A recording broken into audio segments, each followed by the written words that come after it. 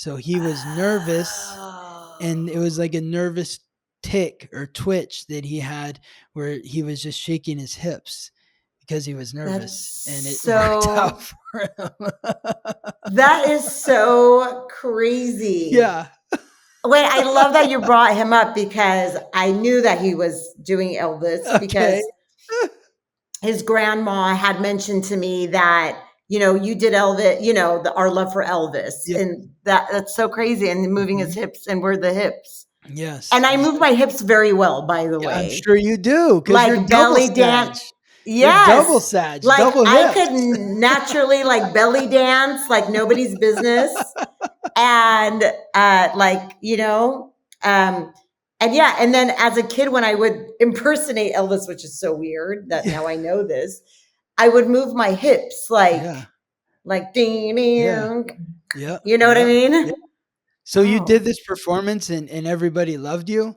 Exactly what you're saying. Yeah. Everybody, they're like screaming, like, who is this person? And then next thing I know, I'm like the most popular girl in town. Welcome to the Weekly Transit. Interviews and conversations from an astrological lens. There's nothing more fascinating to me about this earth than the people who inhabit it. My mission is to create deep, vulnerable, and open conversations that invite our unique guests to share the arc of their ever-evolving journey through life, in the hope that their stories inspire and resonate with you, our listeners. I'm your host, Scott Tajarian. Welcome to the Weekly Transit. I am here with Lory Tatoulian. Am I saying your name right? Absolutely. Okay, yeah, cool. Awesome. Yes. Lory Tatoulian. She is an Armenian legend. The funniest Armenian, the Armenian comedian. I mean, Lory is, she, in my mind, is like an icon in the Armenian culture. The creator of the Big Bad Armo show, which is a very popular sketch comedy show in the Armenian community.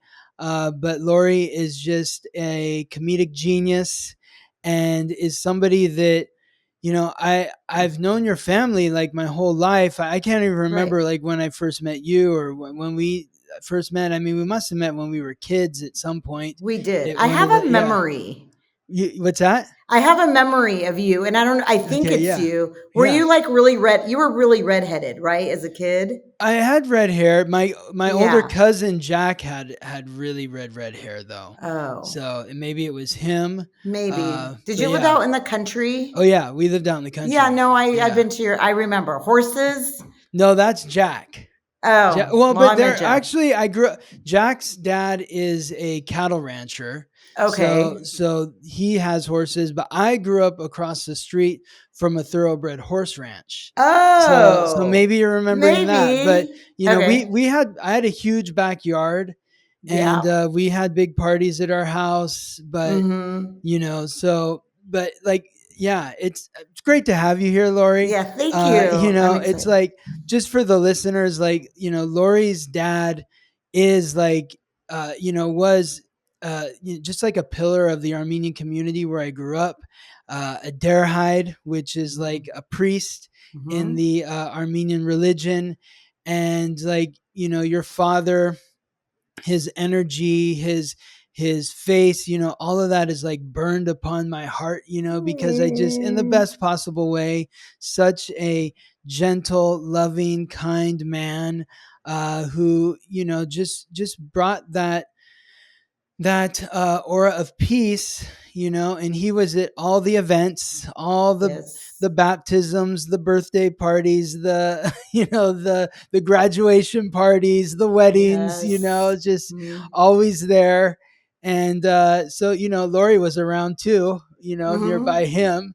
And Lory is really good friends with a couple of my cousins. And so, it's so great to have you on, Lory. Thanks for being here. What an honor and what an awesome introduction. Like, way to dive into this through my father, who I really, really look up to, and I do feel his presence. Always. Yeah. Yeah, right? I do. Yeah. Yes, yeah, of course. Even though he's passed on, the impression that Mm-hmm. is still there, still lingering. Absolutely. Yes. Yes. Absolutely. He's always with you, always. So Yes. yes. So tell me, Lori, you were born in Dinuba, California. Yeah. Who knows where that is? You I do, do. but I do. Nobody else does. Exactly. It's a farm town in the middle of Mm-hmm. California, and but then you moved to San Diego, right? You lived down Yeah. there for a little bit, and then you ended Yes. up in LA. Like, can you take me on the journey? How did you go from Dinuba and then San Diego and then up in LA? Like, how did that all happen? Well, my through my father, Yes, so moving around uh the church. right. So moving around there. So yes, born in Dinuba, but grew up in Reedley, California, which I Really? Yeah. like. If I was to get a tattoo, it Yeah. would say "I love Reedley" on it. So I really, it Did you was go to like, really high or no? no, I didn't make it because we Yeah. moved when I was just turning 13 Oh, to San wow. Diego. Okay. Yeah, What a shift that I was. know that Wow. was really strange and weird and very hard. Like I I'm sure. missed Culture Reedley. shock. Yes, big Yeah. time because Yeah. you're going from small town where everybody knew each other to like big San Diego. And that's interest that kind of ties into you because Reedley, like I said, we all knew each other Hmm. and everybody was auntie or uncle and like Uncle Suren, which was My uncle. your That's great my great uncle, uncle. My great uncle. Yes. which was like Yes. a grandpa to me. You know what I mean? Uncle Suren and Uncle Auntie Miriam and Yes. everybody was an It's my great auntie and aunt an and uncle. uncle. Yep. Yeah. Exactly. And just Yep. so it was like it's like a warm hug to me Hmm. when I think Yes. about Reedley. Like I couldn't Yes. ask for a better upbringing because that even though my father wasn't a farmer, we lived in Reedley, which everybody was a Yes. farmer, and growing up and just playing outside and like playing in the mud. Yes. And I wouldn't exchange that for anything. And thank Yes. goodness it was before like technology. I mean, the biggest technology was Atari. So like my mind wasn't, could form on its Mm. own. Anyway, so grew up in Reedley, and then my father um, got an assignment to move to San Diego to Yes. because there's a big Armenian community there, very Mhm. different than Reedley, like very eclectic. So we moved there, and it was very difficult. Um, for me, that first year and a half was really, really hard adjusting. So before we go into San Diego, Okay. like tell me more about growing up in Reedley, because like when you were talking about, my Uncle Surin and Uh Auntie huh. Marion, it's like I Yes. was getting the chills. Like I Uh feel like my huh. ancestors talking to me right now. Yeah. What was that like, growing up in that small town? Like I grew up not too far from Reedley. That's where my dad's family's from. Mm-hmm. Surin, he lived on the same farmland that him and my grandfather were born on. Wow. I didn't And know that. so That's so cool. yes, Wow. so like there's like deep family history and roots for me in Reedley. Yeah. And I was more in Sanger because that's where my mom was from, but Mm-hmm. it's like the rival farm town. And so but I Right. actually grew up like Uh, right in between. um, but what was that like, growing up in the farmland in the small community, and what did you mm-hmm. love about that to want to get that tattoo? If you had a tattoo, Reedley for life, That's what it's it. like, yeah. I. It just everything was so.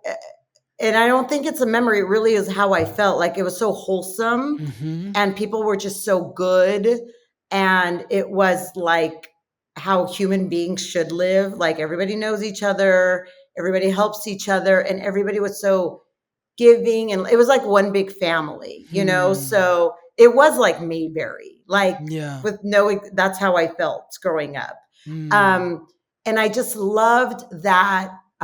Actually yesterday I was just in Fresno. Oh. Yeah, I was visiting a friend, and I was there for a day with my husband, and we were I mentioned that like it got so hot in Reedley that one day our air conditioning went out and I literally slept as a kid with my legs out the window. And I'm like, who can do that now? Like, you know, just like the windows open and we just walked into each other's homes. You know, so I was really outside a lot. Like when you know, and I'm sure you had some similar upbringing where it's like grabbing frogs with your hands, building tree houses. You know, we were very a part of nature. And I loved that. And I love that Reedley's slogan was the fruit basket of the world. And as a kid, I didn't really understand that, but I love that this place was growing fruit and vegetables to literally feed the world. You know what I mean? This little tiny place. And the people, you know, Reedley and Fresno was one of the first communities that Armenians came to after, and maybe right before the Armenian Genocide. So there's a very strong, there's a dark history, you know, of that.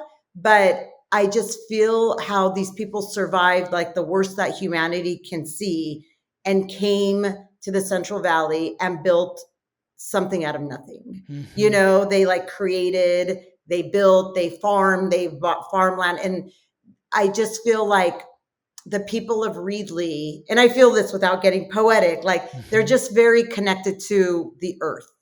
They're earth people, like the soil, the earth, the trees. And I think this is a perfect podcast to say that, like, I thank the universe that that's where I was born. Like my parents had no business being there. You know what I mean? They weren't. So tell me about that, because like your dad was born in Armenia? No, he was born in Lebanon. Lebanon. Lebanon. Okay. But all my four grandparents are from a town or a city called Hajan, which is Western Armenia, present day Turkey. So when they escaped the genocide, they ended up in Lebanon. And then my father came to America in 1964 and my mom in 1969. But they were neighbors in Reedley. In Lebanon. And was your mom, she was born in Lebanon too? Yeah. Okay, yeah. She was born in Lebanon. That's where my grandfather went after the genocide. He went because he was born in Western Armenia in Harput. Harpet. Harpet, and then when he escaped, and you know, after his parents were taken from him and all that, and he somehow got out of there, he ended up in Lebanon too, and in an orphanage there, and that's where his older brother in Chicago found him and his other brother there and brought them to the United States. Wow. So he went from United States to Chicago, then ended up in the Central Valley? He went from Chicago to, because he'd heard about California and was like, the weather's better there. And he did not like, the cold in Chicago. He's used to more of that Middle Eastern type of weather, where it's like a little warmer. And so it's like LA. So he ended up moving to LA and then met my grandmother down in LA, and then they went up to Fresno, and that's where they, kind of began their. They went back and forth. Like she was in Fresno, but then he went up to visit her, and then she came down. They lived in La Cañada until my mom was about 10 years old, and then they moved to Fresno, or the countryside outside of Fresno, Sanger area. That's a shift from Chicago, LA. And, my parents kind of have the same trajectory because my parents first moved to Chicago. My dad was a photographer before everything, and then they moved to LA, then moved to Reedley. Oh, really? Yeah. So they got married in Chicago. So your dad first moved to Chicago when he got to United States? Yeah, because he was a photographer, and there was a guy. What kind of photographer? For like... he did like portraiture, and he was a master airbrusher. Oh, wow. So yeah, and he had his own studio in downtown. Wow. So, and then before Photoshop, he was doing it. So he was in demand. I mean, wow. to the point where he like made enough money to like buy a house in a year with cash. I mean, you could do that in the 60s, but totally, yeah. you house know was what I mean? $10,000. Right, exactly. So he did that, and then they got married, and then they the very fast version is they moved to LA. They had one of the first Armenian restaurants in LA. Really? On Lake Avenue in Pasadena. And then one day he's like, told my mom, they got married. They had my brother who was a year old. He's like, I'm going to become a priest. I've had a calling. It's a very strong calling. And he got up and left and went to Jerusalem to a seminary and became a priest. Wow. Which is nuts. Wow. But, I mean, so I want to talk about your astrology a little bit, like just in your primal triad, because it's so interesting, that your father was a priest, and I would love to get like his birth time and information if that's even available. But you're a Sagittarius sun, and a Sagittarius rising, and then you're a Pisces moon. And the two signs that are associated with faith or religion are Sagittarius and Pisces. Yes. Sagittarius is the archer, and the archer is, Robin Hood. Who's Robin Hood's best friend? Friar Tuck, the priest. And so Sagittarius is about philosophy, religion, higher learning, foreign lands, foreign cultures. It's about anything that expands your mind and deepens your philosophical truth. Pisces is the sign that I associate with Jesus Christ, because we're in the age of Pisces. The age of Pisces began with the birth of Christ. The symbol for Christ is before the cross was the fish. And Pisces, the symbol for Pisces is the fish. So Pisces is the final sign of the 11 previous signs. So it carries the weight of the 11 previous signs. So your moon is in Pisces, which means that you are emotionally intuitive and empathetic, very compassionate, but it can carry a lot of weight to, the heaviness. It's like enough to carry your own pain and suffering, let alone the pain and suffering of everyone else around you. So Pisces rules drugs and alcohol, Netflix and chill, binge watching, doom scrolling, anything that draws you into the fantasy and gets you out of that psychological loop of suffering. But, Pisces rules the feet. Jesus's feet were washed. The feet were a big theme. And, he turned water into wine. Wine is ruled by Pisces. And Jesus is most known for suffering. And that's Pisces, is suffering, because it's carrying the weight of everything. So no, you can curse here. But we're talking about Jesus. I'm like, oh shit.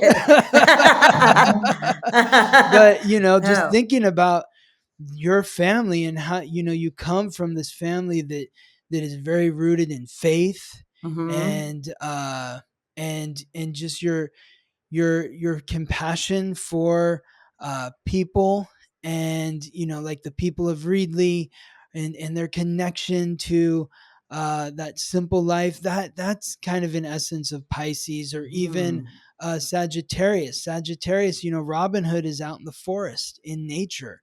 So Sagittarius likes connecting to nature. So your identity and your personality are Sagittarius, and your emotional nature is Pisces. Interesting. That's so interesting. And it's so true. That is very true. Yes. Because I always thought Sagittariuses are like a little bit more, say what we want, a little bit more rough around the edges, I feel like. Yeah. But I really do have a soft, like, I'll cry at a commercial. Oh yeah. That's that's your Pisces moon, but also you're a 12th house sun, because you were born just after the sun had risen. So it Okay. was in the 12th house, and the 12th house is associated with the 12th sign, which is Pisces. So you are Oh. like bluntly compassionate or That's compassionately so honest, or true. That's you're, very you're true. not as harsh as that, that Uh-huh. typical Sagittarius trope that's like, ooh, Mm. that stings, you're like, Mhm. you give people the truth, but you do it in a compassionate way. That's true. I did that yesterday. Yeah? Mhm. Do you want to Yeah. share what No, I happened? can't because Okay. it was a friend, and we ended up at a casino. Oh, in the Central Valley? Yeah, You go to like Table Table Mountain. Mountain? Oh my God. Yeah.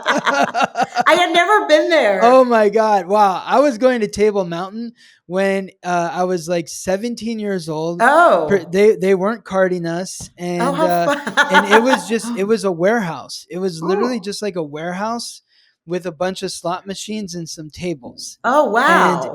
Oh. it was the most nondescript sort of thing. But Mm. now it's like a fancy casino and hotel, and Yeah. No, it's so have you been there lately? no, I haven't been Okay, there well, in it was my years. first time, and I was Yeah, told that they redid it, and it's like Vegas. It yeah, is so it's like glass, and it's so fancy. I yeah. mean, inside is a different story, but Oh, really? we What? It's yeah. not as nice inside, or No, no, no, it's nice, but that's it's like nice. a, slot machine crowd. Yeah, You exactly. Yeah, know, yeah. not to judge. Anyway, it's good for character work. Yeah. Oh, And yeah, for sure. yeah, no, and so I was just having a conversation with a friend, and it's like, I mean, my friend also was giving me advice, but I was just trying to give the like what I thought, but Hmm. softening it. You know Hmm. what I mean? Yeah, But I yeah. tend to do that not, I mean, with everybody. It's like this is what I feel and think, Yes. but I don't want to stab anybody with the heart. Right, right. Yeah. You want it, little sugar for the medicine, Right. to help Yeah. the medicine go down. Right. But yeah, Sagittarius, you see the truth very Yeah. plainly, very clearly. You have a very clear perspective, which is, what makes you a brilliant comedian. There's so many brilliant Mm. comedians and writers that have Sagittarius in the Oh. triad, or they're a ninth house sun, which is associated with the ninth sign, which is Sagittarius. Oh, that's So, interesting. yes. Oh, that's interesting. Yeah. Yeah. And I've noticed with Sagittarius is I don't know a Sagittarius that doesn't have a sense of humor. Yeah, exactly. And Yeah. and they're funny because they say the things that other people are thinking but are afraid to Oh, say. that They makes Other sense. people filter themselves. They filter themselves. And Mm. Sagittarius is like, I'm not going to filter myself. Why would I do that? It's the truth. Right. I you Yeah. know, the truth will set you free. And Yes. sometimes the truth hurts, but eventually it will set you free. Oh, that's so true. So the comedians are truth tellers. I mean, they Exactly. are, but Yes. yeah. Exactly. Like Hmm. Sarah Silverman's a Sagittarius sun Oh. and rising. Oh, she Yeah. is? Yeah. She's a Sag sun and rising. Um, Oh. yeah. Who are some of the other comedians that are Sagittarius? Uh, I can't. it's not just Oh, Woody comedians too. Allen Woody Allen. is a Yeah. Sagittarius. Yep. Um, Um, Britney yeah. Spears, she's not Britney a Spears, but comedian. yeah. Yeah. She's not But an intentional no, comedian, she but is not. Adam Carolla is a Sagittarius rising. Oh. Yeah, he's a Sagittarius rising. Oh, that makes sense. And yeah, who else is there that's jumping out on my list here? Don Johnson. Don Johnson. Yeah, yeah. But he's like, oh, he was kind of funny in Miami Vice. Yeah, he can be funny. Yeah, exactly. Walt Disney was a Walt Sagittarius. Disney, yes. Who else was a Uh, Sagittarius? I mean, there's a lots of like Hmm. Brad Pitt's a Sagittarius. Oh. Frank Sinatra, Hmm. Sagittarius. Keith Richards, Sagittarius. Oh. Uh, who else is, yeah, Walt Somebody Disney, who's. Jeff Bridges, Britney Spears, Hmm. Zoe Kravitz, Winston Churchill, Hmm. JFK Jr., Woody Allen, Hmm. you said, is a Sagittarius, Don Mm-hmm. Johnson, Jane Austen. Yeah. Randy Newman. Hmm. The Randy singer. Newman. Yeah. I Love L.A. Yeah, I was just gonna say, Yeah, yeah, which is exactly. a funny song. Yeah, Because I exactly. just found out that song "We Love LA" Yeah. it was it's making fun of LA. Is it Yeah, I somebody just told me that he wrote that song to make fun of LA. really? Yeah, I don't know. That's interesting. I mean, yeah, he's from LA, so I think he yeah, does love LA. I don't know. The video, I like the video is kind of humorous in a sense. I mean, yeah, but I don't think it's making fun of LA, but I think it's making fun of LA where it's like we're laughing at ourselves. yeah. It's not In a loving yeah. way. Yeah, Yeah. exactly. Steven Spielberg, Ben Stiller's the Oh, I'll take Sagittarius. that. Uh yeah, Miley Cyrus. Oh, Who she's else? blunt. Yes. Brendan Mm-hmm. Fraser, Uh huh. Aaron Rodgers, the quarterback, Mm-hmm. um, Gary Shandling, Oh, hello. Chris Hardwick. Mm. Let's see, who else do we got here? Jim Morrison, Christina Aguilera, Uh Billie huh. Eilish, Oh, Phil Donahue. That'll what? take you Phil back. Yeah. Dunn. Tiffany Haddish, Okay. Jimi Hendrix. Oh, Jimi Yeah. Hendrix is a Sag? Oh, Yep. Oh, yeah. Like, wow. because Sagittarius is channeling the energy of God.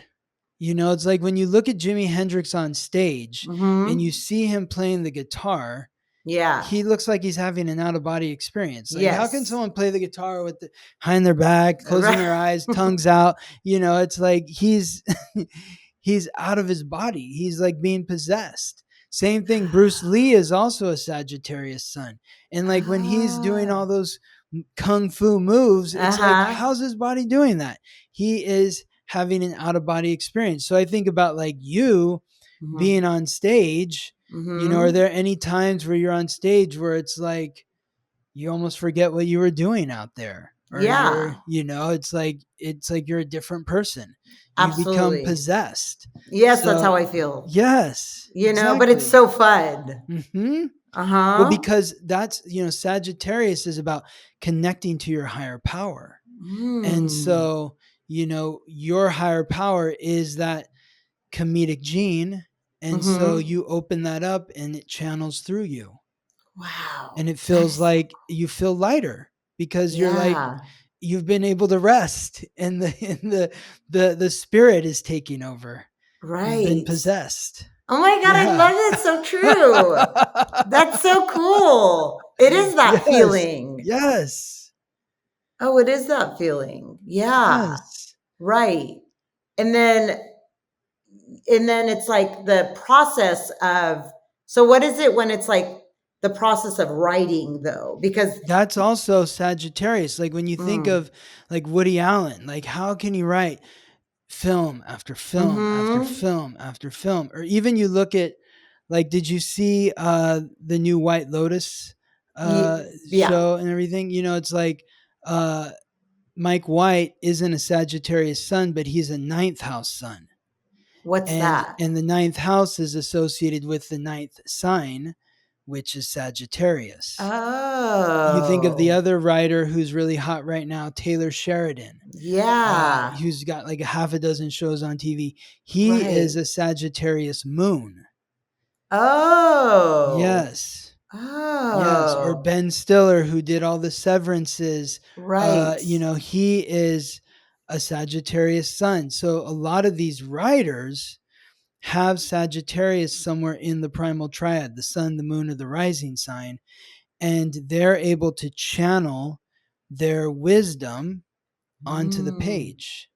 Like Yes. when you're writing, it might just be, is it just flowing out of you? Okay, not to sound obnoxious, but yes. Yes, exactly. No, Exactly. and then yeah, it just kind of comes It and comes yes. Yeah. when you're in It that place where you're in that zone, you get in that zone and mhm. like, okay, I need to like I'm in the writing zone now, Right. and then it just starts to flow through you. And you're Yeah. not thinking about what you're writing, it's just coming out. Yeah, most of the time. Yeah. Yes. Okay. I mean, You might go I back and have to like reanalyze. craft it to make it Yes. tight and fix up a punchline and all of that. But usually it does. Yeah, it does. So when did that start for you? Like when were you first interested in performance or comedy or Oh, writing? When did that first become a thing for you? like as a kid, Yeah. I just always loved performing. And then my parents also uh, loved performing. And I've talked about this before, and even my grandmother. So just to go back really quick, my Yeah, grandmother, go who back. was a genocide survivor, like Mhm. went through it really hard, horrible. She actually wrote a play like 3 weeks or a month after she survived Oh my in the city God. to raise funds for the survivors. So, Yes. and she loved writing, she loved performing. So it's kind of like in the blood like that. I don't know when her birthday is Yeah. because we Who knows don't their birth? My know. Yeah, grandfather, I don't my right, grandfather survived the genocide. Like right. he arrived in Ellis Island on July 4th, Yeah, 1923, yeah, and they wow. they were like, "When's your birthday?" And his sister-in-law who came to pick him up from Chicago was like 4th of July. So that was Mm-hmm. his birthday from then on because he didn't know when it was. That So is crazy because both of my grandparents' birthday is 4th of July. I think that Ellis Islander, they just wrote 4th of July, yeah, you're welcome to American America. now. You're American Yeah, now. Yeah, doesn't get more exactly. American than that. exactly. That is so funny. I was like, I don't know what her birthday, but 4th of July Yeah. is what's Yeah. written. Did you Um, so have you read her play that she wrote? Is she still no, around? Yeah. I No. I haven't. No, I haven't read it. I don't know if it's around. Mhm. No, it should be around, Mhm. but I should read it. Yeah. I think it's just I tend to stay away because I'm a Pisces moon It's from too things that are much. too intense. I'm Too like heavy. too Yeah. heavy. Yeah. So, but going back to that, so when she was even older, like in Lebanon, they would do plays, and she was like in her 70s, and she would stick herself in the play. Like Mm. she just loved performing. My dad loved performing. My mother wrote poems. They're both Libras, my parents, and they Mm. wrote. Um, they were always like performance was very much a part of my life growing Yes. up. It wasn't like, oh, you're it's just get up and do something. Yeah. So but I loved it.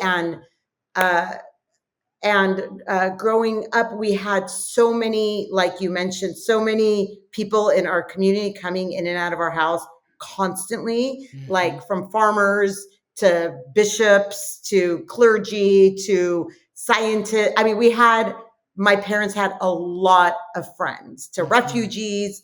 And so my mom was always, always, always hosting. And I always use that opportunity. Like I would get on the hearth of the fireplace and like put on a play or perform Michael Jackson or Madonna or you know what I mean? yes.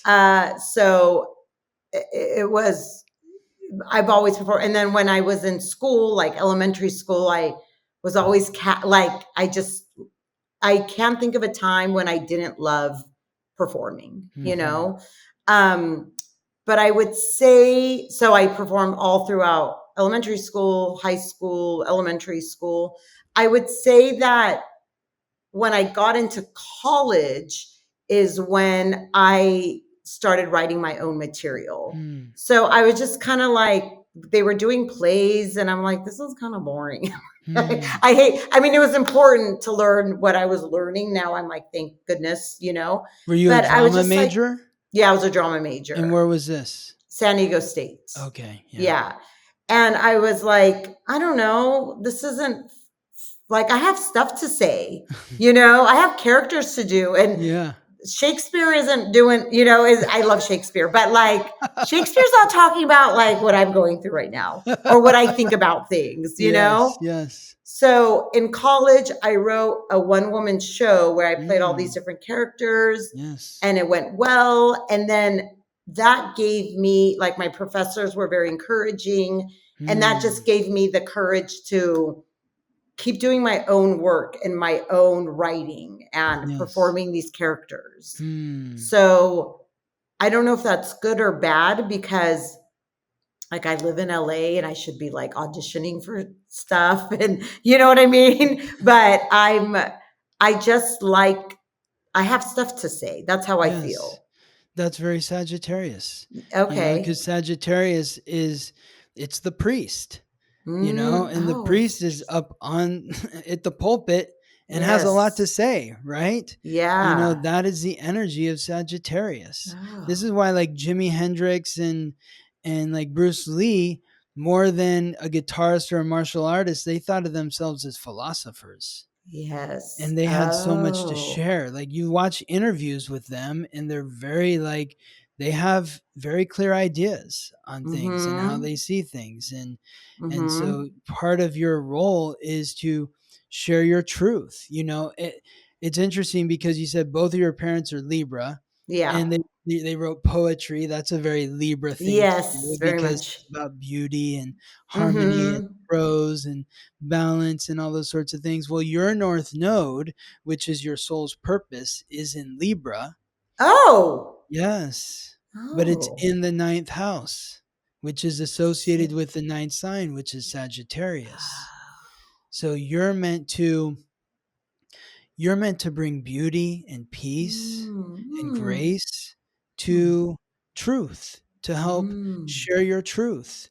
So by Mm. creating something beautiful that involves other people, because Libra is about relationships.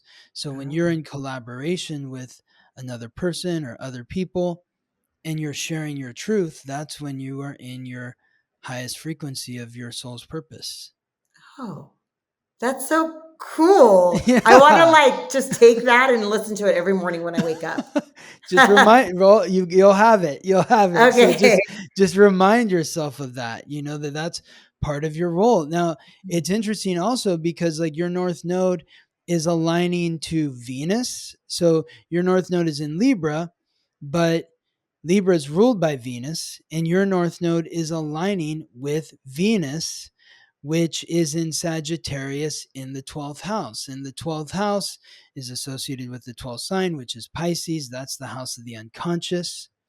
And Oh. Venus is the planet of the senses. It's in Sagittarius, the sign of honesty. So it's about being honest about what's going on in your dream world, in your Mm. fantasy land, Right? and really cultivating your senses, your likes, your dislikes. It's like I'm not into this Shakespeare stuff. Like, okay, Shakespeare's great. I can see why he's great, but I'm not Mhm. into that. This is what I'm into.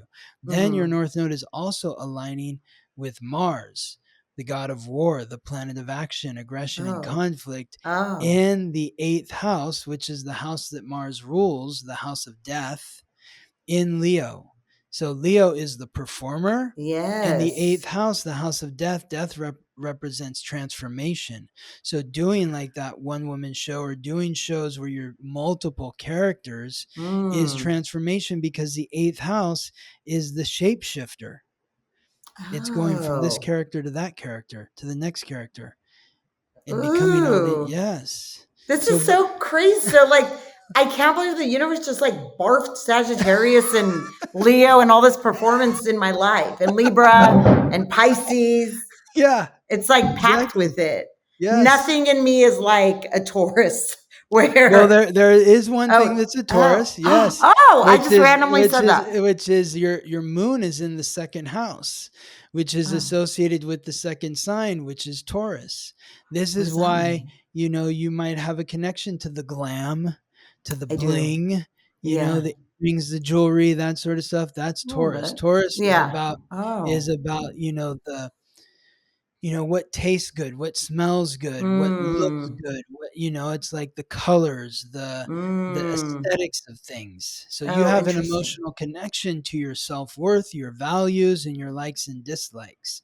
If you don't Mm. feel like you're getting what you need from the material, maybe that could mean, something with a show. It's like, well, we need this prop, this is the thing. Like, Mhm. if you can't get it, then that's going to cause you to become emotional, Mm. because you are emotionally tied to making sure that you have everything that you desire in the material realm. Oh, that is so Cool. I do love costume stuff, and I do love home decor. Yes. I feel like I have a good eye for that. Okay. See, well, that's the moon in the Okay. second house. It's in a position of power. Hmm. That is so cool. So Okay. Hmm. tell me more. I want to continue on this conversation, Sure. and more about like the comedy and all that. But I do want to just hear a little bit about like what it was like to go from Reedley to San Diego, and it took you like Hmm. a year and a half to like acclimate. That's a tough time to move at 13 years old. Yeah. Is you're in this real impressionable period of your life. That's the Yeah. period when Saturn is opposing Saturn.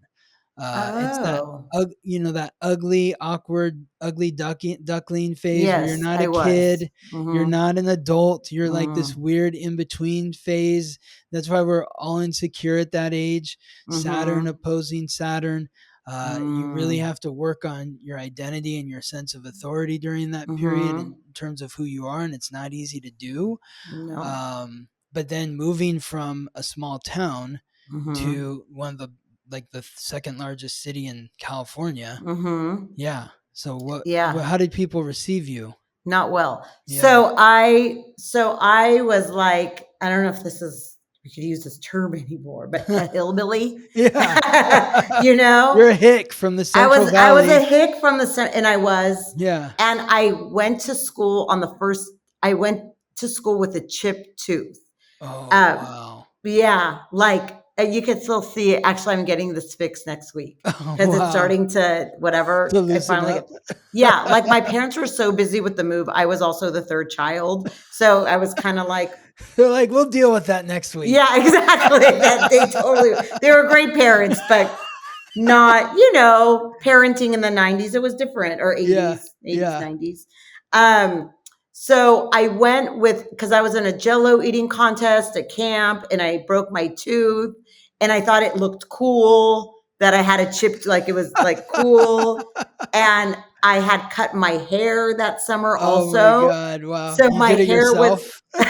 I did it myself. So my hair was sticking up, like my bangs were sticking Wow. up, and I gelled it. Who was that character? I forgot, but I was sticking it up. I had a chipped tooth. That was the style back in the day. All the girls had these Yes. bangs like right in the front right Yeah, but here. it was nice, the girls. Like the girls in Reedley, Yeah. the the Equinet back, The but Aquanet, mine yeah. was just poking up. Yeah. And I was a tomboy. I don't know if that's a Sagittarius trait too. I Mm, was kind of a tomboy, uh, and I was going through my hormonal yeah, changes. So I yeah. had like put on weight. Mhm. I Mm. was, and in Reedley, you could roll like Oh, that, yeah, for sure. Yeah. But when I got to San Diego, I was, and the first day of school, I was wearing a shirt that was, what was the show with Peggy Bundy?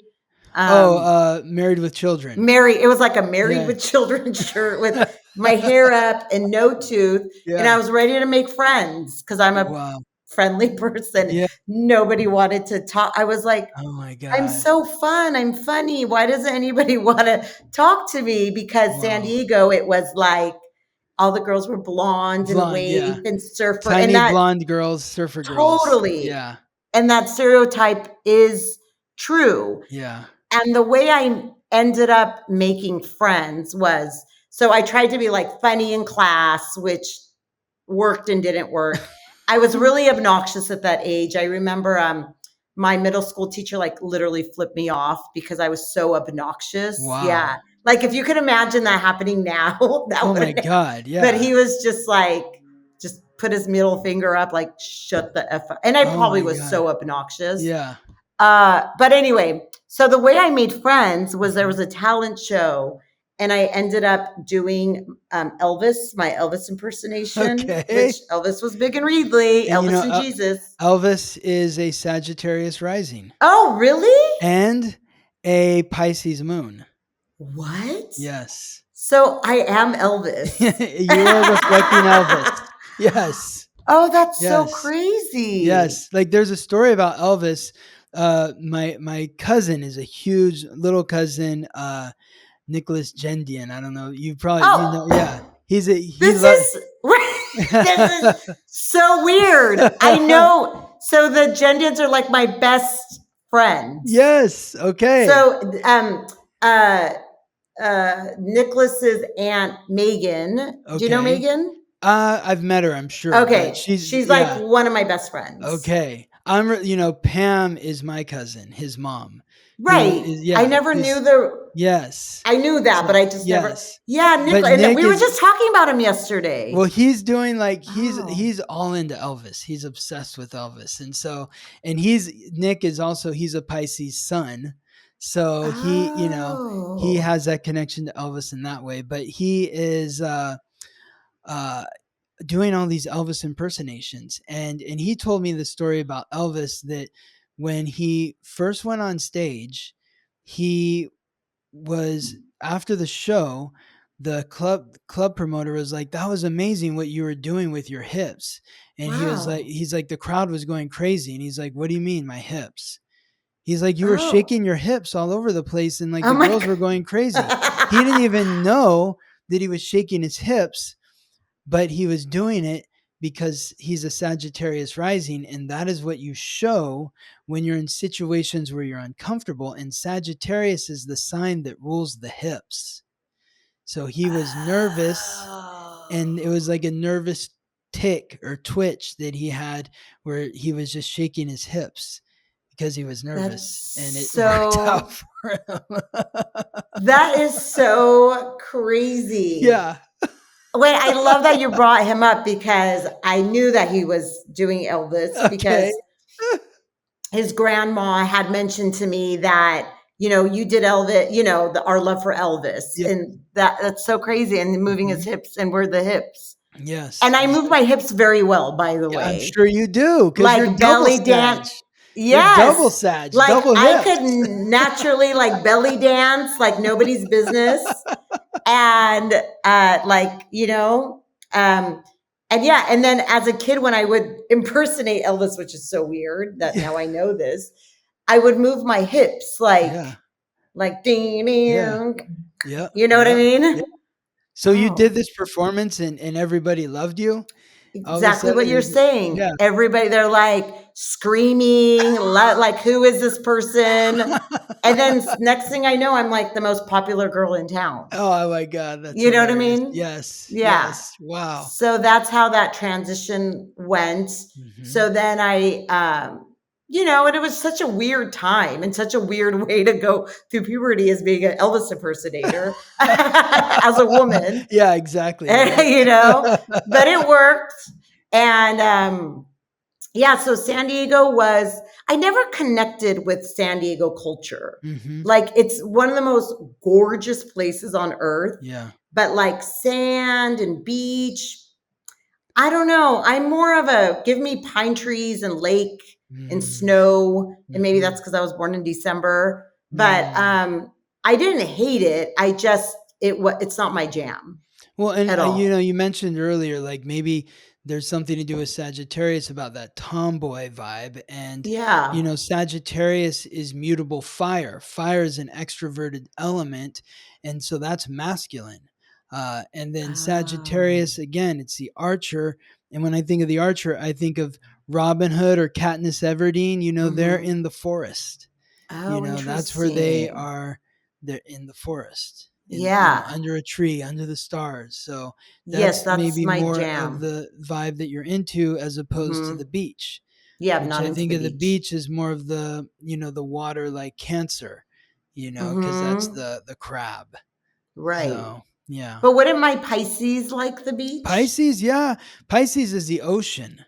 Pisces rules the Oh. oceans. So, you know. I like pools. Yeah, okay. But you I like the lakes too, any love water. lake. Yeah, exactly. Yeah. Pisces is Yeah. water. So lakes, rivers, streams, any of the Okay, water yeah. signs, Give me a lake any day. yeah, exactly. But A lake, I zip think, I line. think also like when I think of the beach, I think of like Leo, the sun. Leo Oh. is ruled by the sun. And so people that love the beach, they oftentimes have Leo in the triad because Oh. that's the beach is not just about the ocean, it's about the sun. Yeah, I don't like the sun. Yeah. Obviously, I don't Yeah. like the sun. You Exactly. know, I like the sun. I like sunlight. I like mornings, but I'm not, Sure. uh, You're not like a sunbather. no, I Yeah. like that sounds so boring and horrible to me. So, yeah, no. So Yeah. you went to San Diego State. You were in Yes. theater there, and then you Mhm. graduated and you came to LA after that. What was the next Yeah, step? how did that happen? I don't know. It Yeah. I went to San Diego State. I took a very long time Mhm. to do that. Like I was on and on because I was doing shows and anyway. I just was, I have a lot of family that lives in LA, and Mhm. I know that LA is the place that you come to do theater, or not theater, the industry and Entertainment. entertainment. Yeah. Yeah. And and then I moved to LA, kinda. Like I was going back and forth. My brother and Yeah. sister lived here, so I'd crash on their couch. And then I just started doing shows here, like What, solo shows. stand-up comedy or something, Like or one woman shows. one woman shows? Yeah, You'd one rent woman out a show. theater, or was Yeah. this like okay? I would rent out. I started doing like my first one woman show was in North Hollywood. I was like 21 years old. And Okay. then I just kept writing more shows. And then I did it at Water Village. I started doing shows and people came and they Yeah. liked it. So Yeah. that again gave me a lot of encouragement. And at the same time, well, not at the same time, I would say a few years later, then I had heard about a place called the Groundlings. Mhm. So I got started classes there. Mhm. Um, and then, uh, yeah, did that. And then it was like 2007 or 8 that I got this random job working for an Armenian-American newspaper, writing articles, which I wasn't a journalist. I just read a lot of newspapers because Sure. I like to know what's What going on. was the newspaper? It was called the Armenian Reporter. Okay. Yeah. So I would go to these assignments and just like observe what's happening in the Armenian community in LA. And I'm like, we have like a heavy history, but we are a very interesting people. Like For sure. we are so dramatic and funny, and we have so much tradition, and people don't know who we are in LA, but like we're a lot of Yes. everything. You know Yes. what I mean? Like, Totally. yeah. So, and I go, there's just so much here that I want to do a sketch show. Cause I was watching when I was at the Groundlings, I would see the sketch shows, which are very, very funny, but it's Mhm. like about like Midwestern mom and like things that I relate to, but Mhm. not, I'm like, nobody's talking about this community and we have so much, Yes. So that's where I wrote the Big Bad Armo show. Mhm. And I just gathered a few, because I didn't grow up in LA, but I started to meet people. And I gathered the actors and writers that I Yeah. know. And that's where I met your writing buddy, Yeah. Ludwig, who's Ludwig. been doing, like, I didn't know who Ludwig was. Somebody, I think it was on Ice's mom, told me about there's this really talented guy, put him in your show, he can do it. So Yeah. I met him and he's like, yeah, I'm down, I'm down. And now it's been like 20 years and we're still doing the Big Bad Armo show.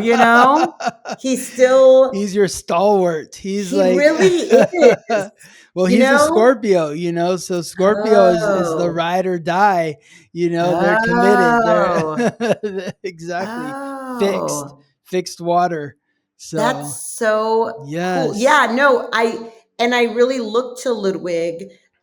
He's like a brother. It's like Yeah. we found each other like a sibling Yes. thing. And even when we're rehearsing, it's like, you're like, don't do it like that. I'm like, no, we're doing it like that. He's like, like we'll go, and then we just, he's a good, he directs the show. Like Yeah. Yeah. he's a great mind. He's a great Mhm. director. He like allows he doesn't have an ego involved in it, which I think is very cool. Yes. You know? Yes. Which is hard to find in this town. Mm-hmm. And yeah, so I got together like Ludwig and then like, let's say 7 other actors. Mm-hmm. And then I just started doing the Big Bad Armo show, and it turned into this thing, you know? Yes. Yeah. Wow. So I just love the synchronicity, because I was working with Ludwig. We were writing, and he was like, I'm going to be doing this Big Bad Armo show thing. And I was like, wait, Lory Tatoulian, like, you know? That's so crazy. I know. What a small world. So that is so, yeah. And he mentioned, he's like, oh, my writing buddy is Scott Tajirian. I go, Tajirian, Uncle Suren's grandnephew, you know, like I hadn't heard your name. I thought nobody knew anybody that was from the Central Valley. Exactly. You know? Yeah. So such amazing synchronicities. Yeah. Yes. It's so crazy. Yes. So how many shows have you done now? Oh, I don't like hundreds. 20, probably 100. I mean, like different, like obviously the shows, but like installments, like 15, 15, yeah, and 15 or 13. And you've gone all over the place, right? To perform. Like, where have you been? You've gone to New York, San Francisco. Yeah. Mm-hmm. Any other places? Visalia. Yes. You've done the Central Valley tour. Palm Springs. Nice. But we keep going to New York. Like I just keep wanting. We've been invited to perform like in Boston and Canada, and I don't know. I haven't done it yet. You know what I mean? Yeah. But yeah, we've been to New York like 5 times to do the show, because I think it's such a theater town, and it's, you know, if I'm gonna spend all this energy, I want to do it in New York. Yeah, totally. So yeah. You know, it's amazing too, because like just the synchronicity between you and Ludwig, because you know, Ludwig was born about 6 weeks before you. Oh. So it's like you're in like the same soul pod of people that came to Earth at the same time. You know, he's got a lot of planets. Like the two of you have a lot of planets that are in the same sign, like your Mars, your Jupiter, your Pluto, your Uranus, your Neptune, your Chiron, your North Node. They're all in the same signs. So there's a lot of synchronicity between the two of you in terms of like you're reflecting each other. There's a lot of similarities there. That's interesting. And then your Mercury, the planet of the mind, forms a positive aspect with Ludwig's sun, the planet of vitality. So he brings light, life, and vitality to your mind. Ooh. So this is why like you can write something and then he'll direct the whole thing. Yeah. He like amplifies it. Yes. Yeah. That's how it works. Oh. Well, we're ready to win an Oscar. Yeah, exactly. Seriously. Yeah. But the work you're doing in the Armenian community is just so special.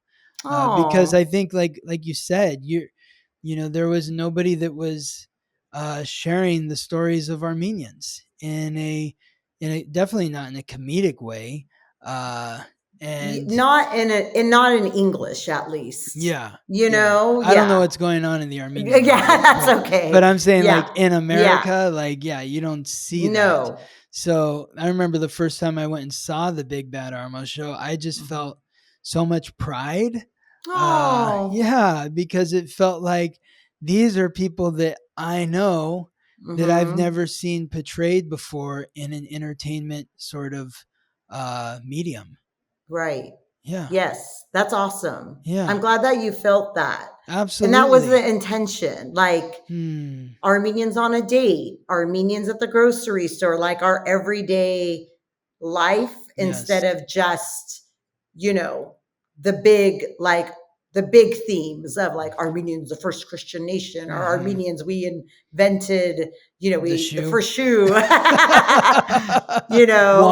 the ATM machine, all of our great firsts. We have a lot of firsts. Yeah. Beer. Did you know beer was one of them? I think so. Yeah. Okay. Yeah. So, yeah. So it was just nice to like reflect what's happening in our everyday life, Yeah.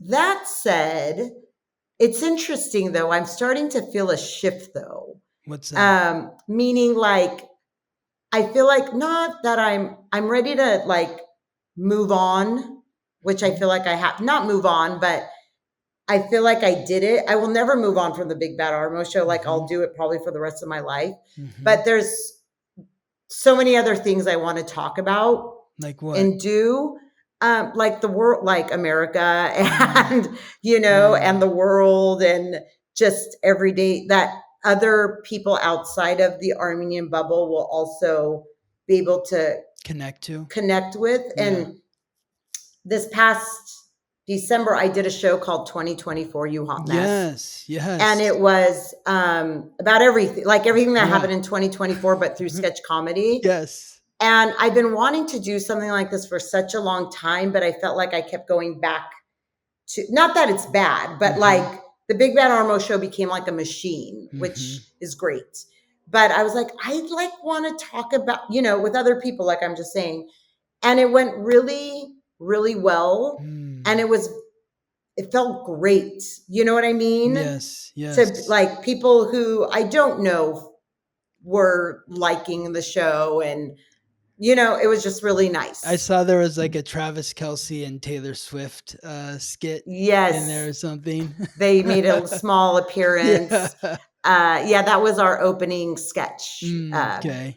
It was like live in Times Square. We brought celebrities in and off. So that's hilarious. Yeah. So you're broadening it out to bring in the fuller perspective of what's happening in the world. Yeah. Yeah. Right. Which is a lot. You know what I mean? It's like, it's a lot because there's just so, I mean, we're so, like, I like to read a lot, but lately I've also been feeling like I'm getting too overwhelmed with ideas. I don't know if this is like, if this is my psychology or what, but it's like too much. You know what I mean? Yes. Like there's social media, which is, and then there's the 5 newspapers that I read, then Time Magazine, then the Atlantic Monthly, then People Magazine. You know what I mean? And it's like lately I've been like, how should I say it? I don't know if this is like in the line of what we're talking about, but I feel like there's fire in my belly right now, and there's a lot I want to get out, and I'm doing, it's like I feel a little it's a lot of information and a lot of projects. Sagittarius is, again, it's a fire sign, so that's the fire brewing, but it's also ruled by Jupiter, and Jupiter is the planet of expansion. It's the biggest planet, so it represents luck and expansion, but also indulgence. And like too much. It's like it's like you have these big ideas and it's like I can't hold this anymore, so it part of what comes with Sagittarius is learning to temper yourself, and just sort of appreciate your limits. It doesn't mean that you always need to limit yourself to that degree, but you don't need to try to swallow the whole sandwich at once. Or the whole, bed egg in one bite. You need to chew your food sometimes, So, and there's a lot happening right now in the world. It's very intense. There's a lot of planetary shifting that's going on this year. This year's a 9-year. Like you mentioned, you think it. Like the Big Bad Armo came about in 2007, you said? Is that like, it started brewing in 2007, and then the first show was 2009. Yeah. So it started brewing in 2007. 2007, what 2 + 9 is a 9. Oh, okay. 2016 is 2016 is also a 9 because 2 Oh, plus 1 is 3 plus 6 is 9. And then okay. this year, 2025, 2 plus 2 is 4 plus 5 is 9. 9 is Oh, the final single digit. So it oh, represents endings. So this is a oh, year where we're closing the chapter on certain things and sort okay. of percolating to next year. That's going to be a 1, which is those new beginnings.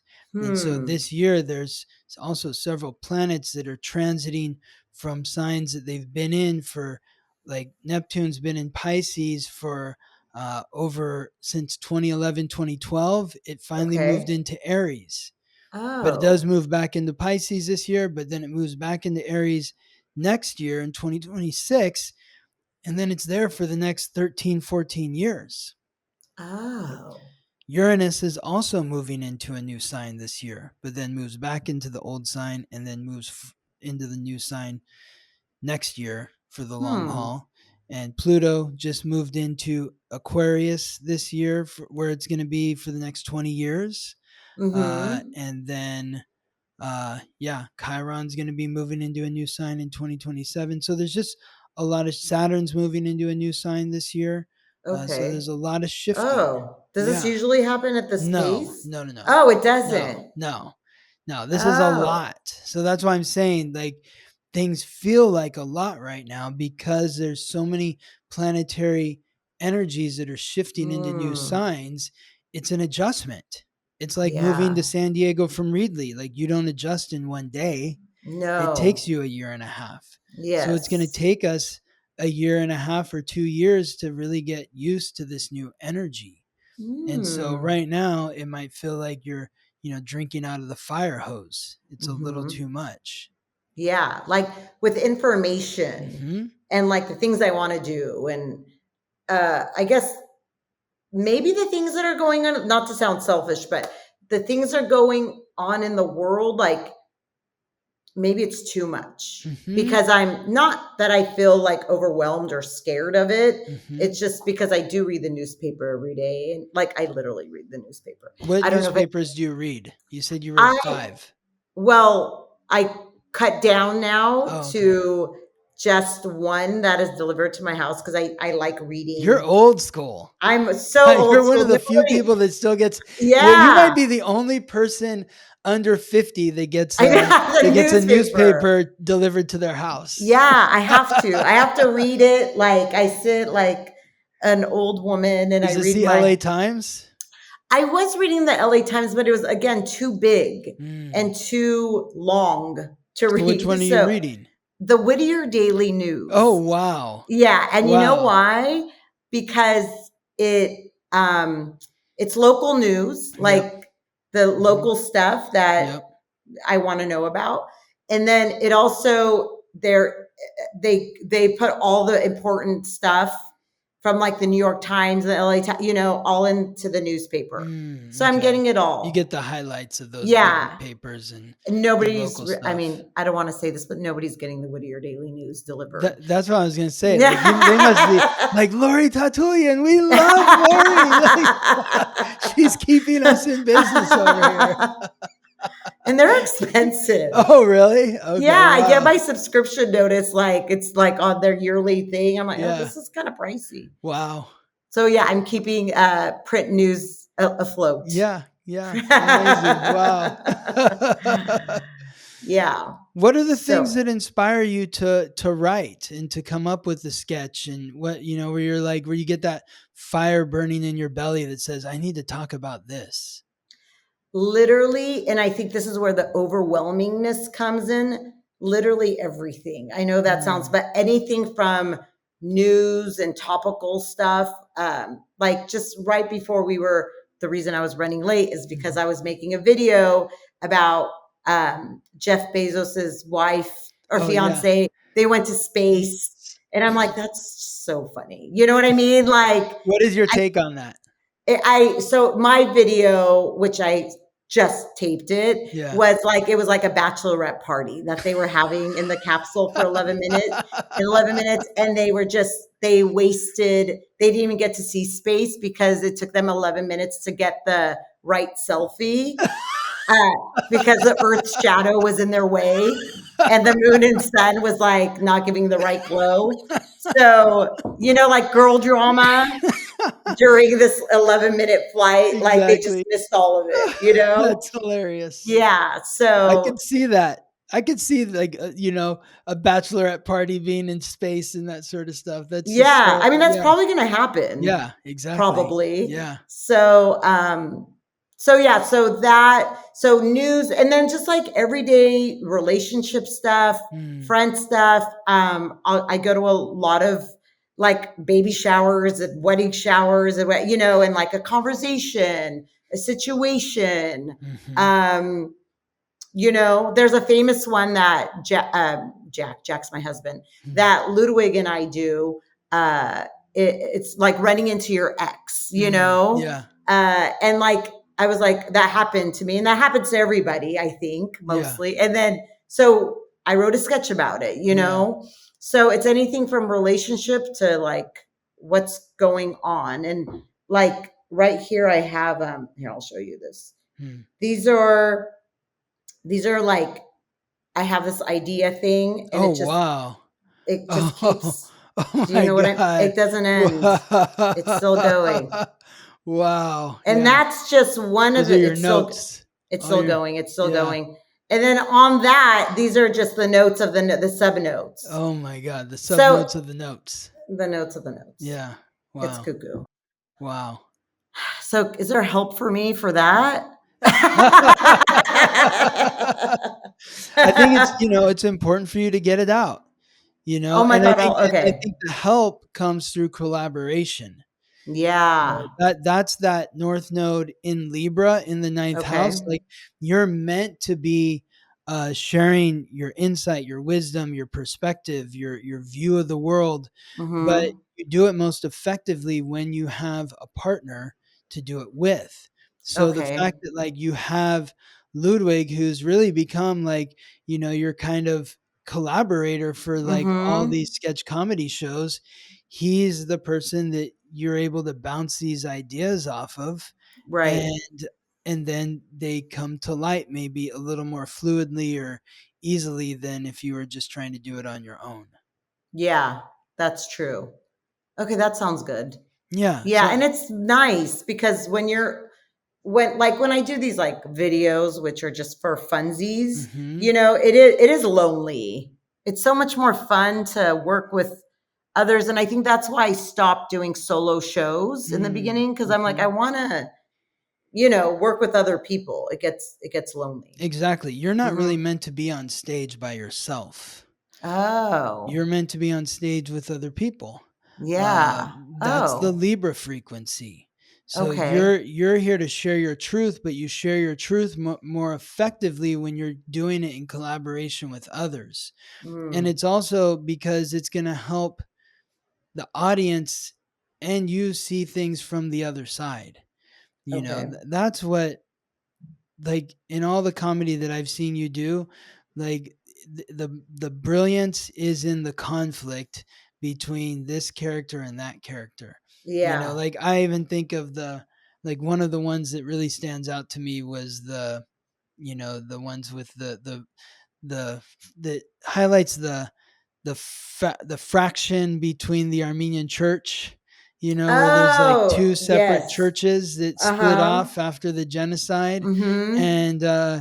and you really brought that to life in a humorous way with what's the thing with the sage? What's that called? That's so in English we call it the chalice Yeah, with the incense, the incense. Yes. and then but in Armenian we say purvar. Yeah, Purvar. Yeah, Uh-huh, so yeah. the battle of the Purvar, that Yeah, between the yes, 2, yeah. that was hilarious, Mhm. like, and it really brought to light a tense point with Armenians Mhm. because there is a real divide between these 2 sides, but you brought Right. it to light and made it look hilarious, and so Yeah. but the fact that you were seeing it from both sides, it's Yes. important for you to to see things from both to see the truth from more than one perspective. Yeah.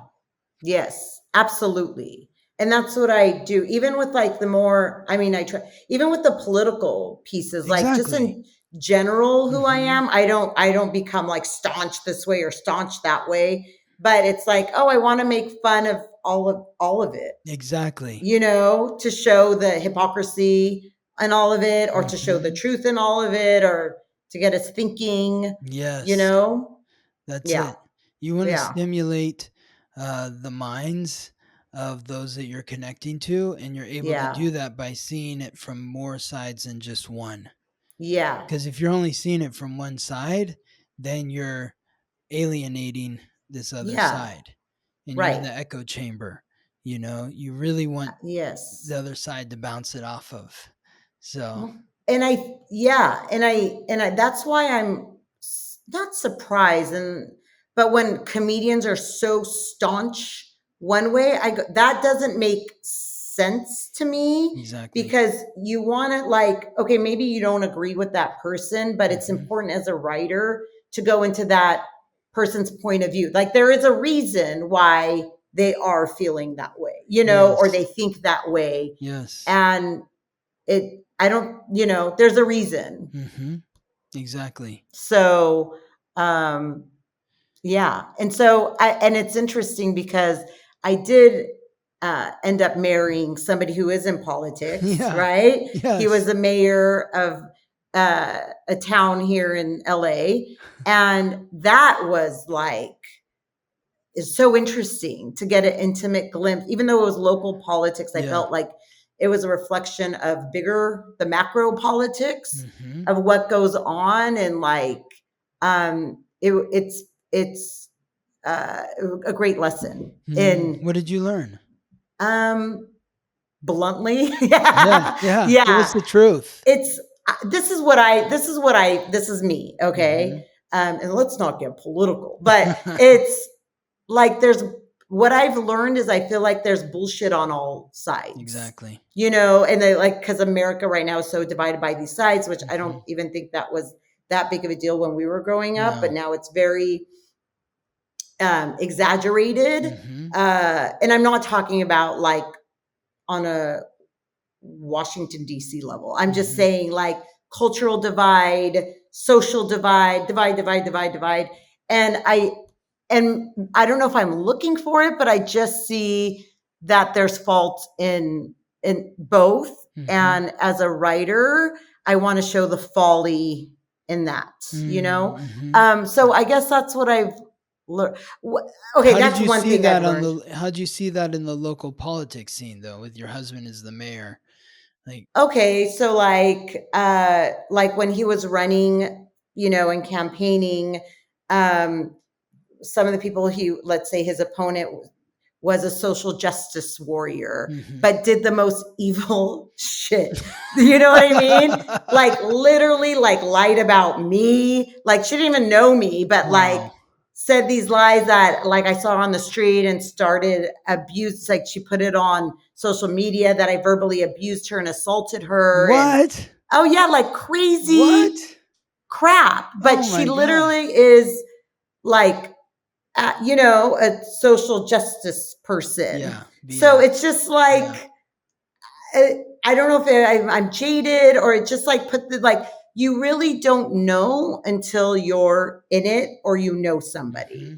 You know what I mean? So this is, again, just my experience in this small town, but I feel like I've heard and seen enough things where I'm like, oh, you know, and one thing I did learn is you know, people talk about politics all day long now on social media, is that if you really care, like, then you should go to your city council. Go and do something about it. Don't you know, leave a comment on somebody's Instagram. Like that's going to make a difference. Absolutely. And like most people can't even name who their district representative is or their they just know like who's their president and that's it. That's it. The vice president is. No, exactly. And your closest direct link to government is local, like go to your city council meeting. And that is where you could really I guess, make a change or voice your opinion and all that. Yeah. So I didn't know any of this till I knew politics, but I didn't realize how important local politics is, you know? Until you became the first lady. Because I became the first lady. That was in my star. Who knew that was in my stars? I went from toothless, hick from thing to being like Jackie Onassis. Well, I could say, one way to look at it is your 8th house, the house of death, which comes after the house of marriage. It's like, you're at the wedding and the two people have a candle and they light the single candle and they blow out their individual candles. It signifies the death of the singular self and the rebirth of the unit. And so your house of death is in the sign of Leo, which is the star. The queen. Oh, yeah. I'm all about it. Exactly. Bring it on. Yeah. In your intimate relationships, you're like, I'm the queen. Yeah. I'm the queen. Yeah. I like that. Just kidding. Yes. Oh, wow. Yeah. No, I mean, it's, yeah. Is he still involved in politics or not anymore? No. He's retired not, from that? Not retired, but that campaign got really gross and ugly, and he's just stepping back from it because it's gone wild. Like he was in it for 11 years and it was like normal, and then it just got cuckoo. So yeah, he's like taking a break from it. Okay. Did that woman win? Oh, did she win? She beat him? She beat him. Wow. She's like 27 years old. Wow. Never has had a normal job. Anyway, I mean, I'm not here to talk crap. Yeah, okay, but, it's fine. No, I can. Like, I kept my mouth shut because I was trying to look dignified. You're Sagittarius. You can't help yourself. No, I know. It's like ridiculous. Like, how can you run a city? Okay, now I'm going to, but how can you run a city when you've never had a job? Like, you know what I mean? Yeah, it's a great question. And the city isn't about like social stuff. Like it's about like your roads and business, it is about social stuff, but it's about like, do we have running water? Yeah. Is your trash getting picked up? Yep. Is it safe? All of that. Yeah. So yes, but we'll see what's in the stars for him because he is, he's a Virgo, which is nice. And he's also born the same year as me. Oh, wow. Okay. Right. So, and I think that's weird that, I mean, we do clash. I love him, but he's a Virgo. Yeah. Well, that's the thing about Virgo and Sagittarius. Because Virgo is mutable earth and Sagittarius is mutable fire. So they're both mutable, which means they make a strong connection to each other. Okay. But fire scorches earth and earth extinguishes fire. So that's the tension between the two of you. Yeah. Yeah. So that makes sense. Yes. Well, he's very, and I think this is a Virgo trait, very organized. Yeah. Very responsible. They're detail oriented. They're the perfectionists. They're very analytical, very critical. Yes. Everything's in order. Yes. Yep.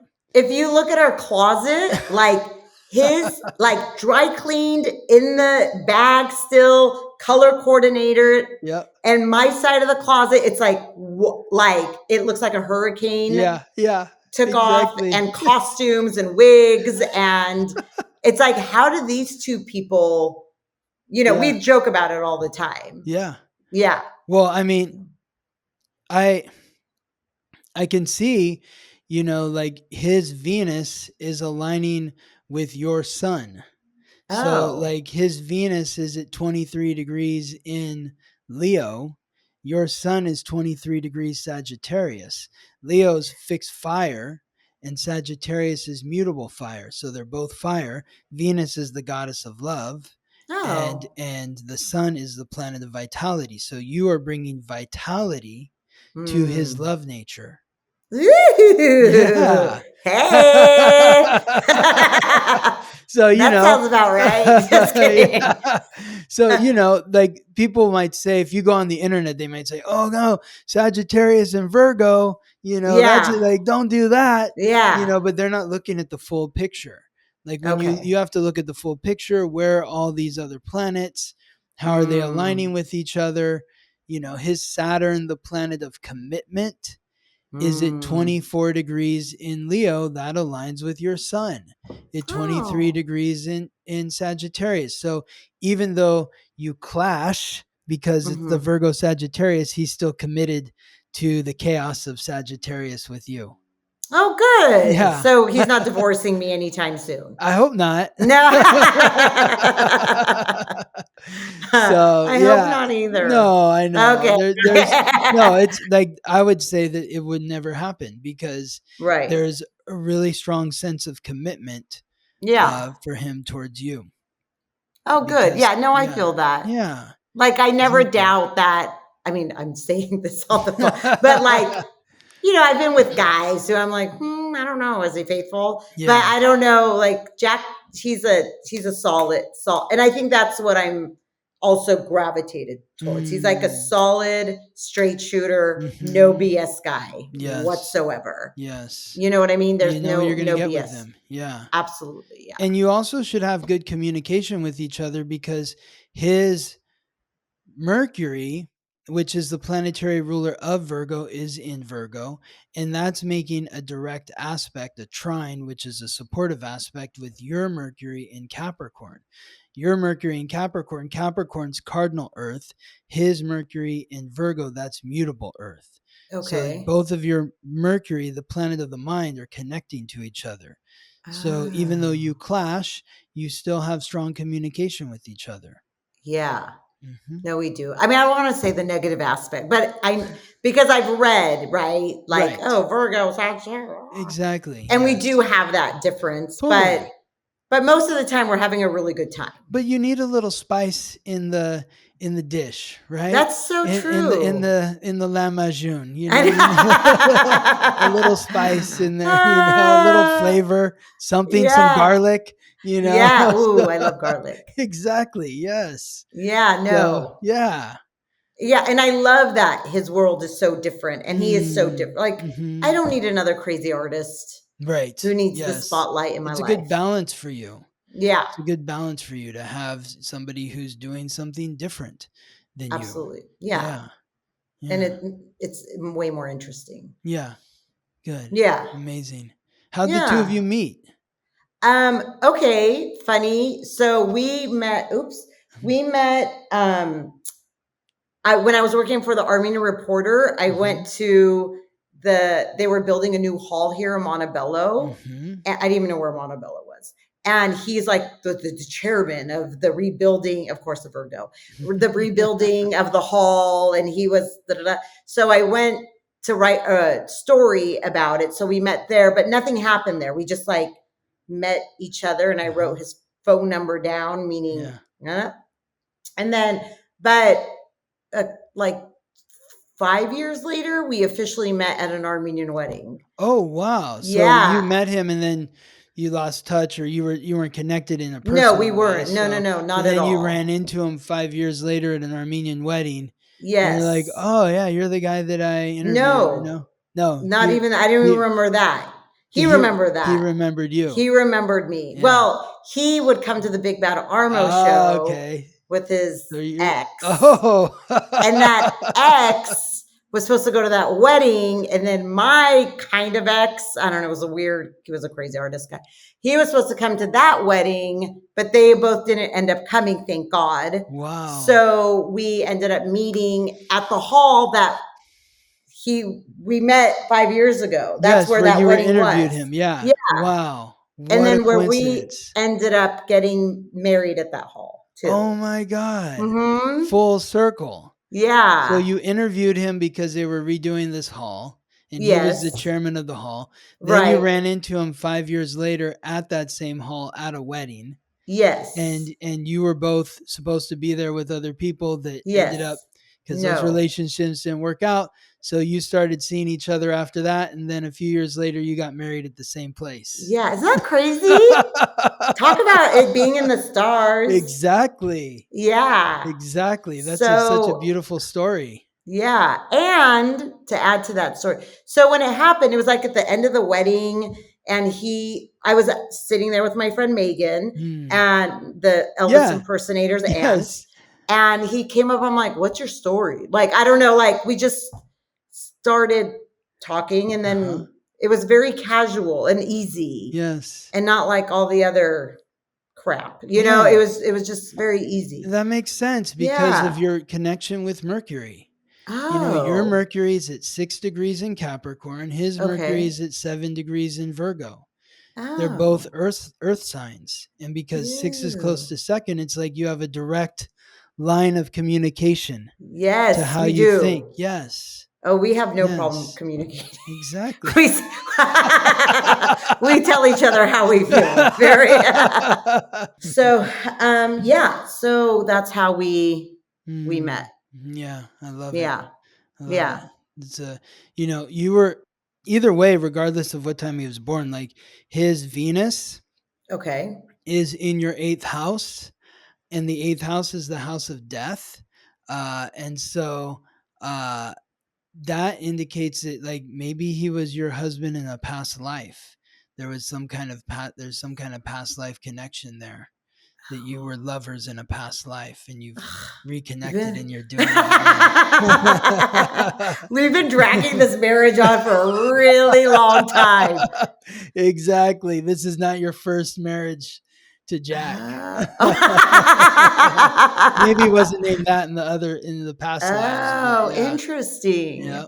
Well, I will tell you something very weird that I'm sharing to the public. Oh, I love it. We both discovered, and I don't know if this is an army. Well, there's 2 weird things. One is his last name is Hajin, where all my grandparents come from. The city of Hajin. Yeah. And I always said I was going to marry a Hajinsi which means people from Hajin, because all my grandparents were from there. But like, that's never going to happen because you don't ever meet anybody from, Exactly. Because it's not 100%. That place anymore. That place. Yeah. So, and his father's side is from Hajin, and his last name is Hajinian, which I think is very, very weird. And then the other weird thing is I found out that I looked, I think it's here.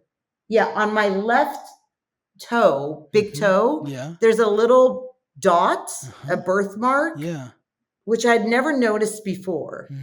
And he has the same birthmark on his left big toe. Oh my God. And it kind of appeared, I feel like, after we got, married.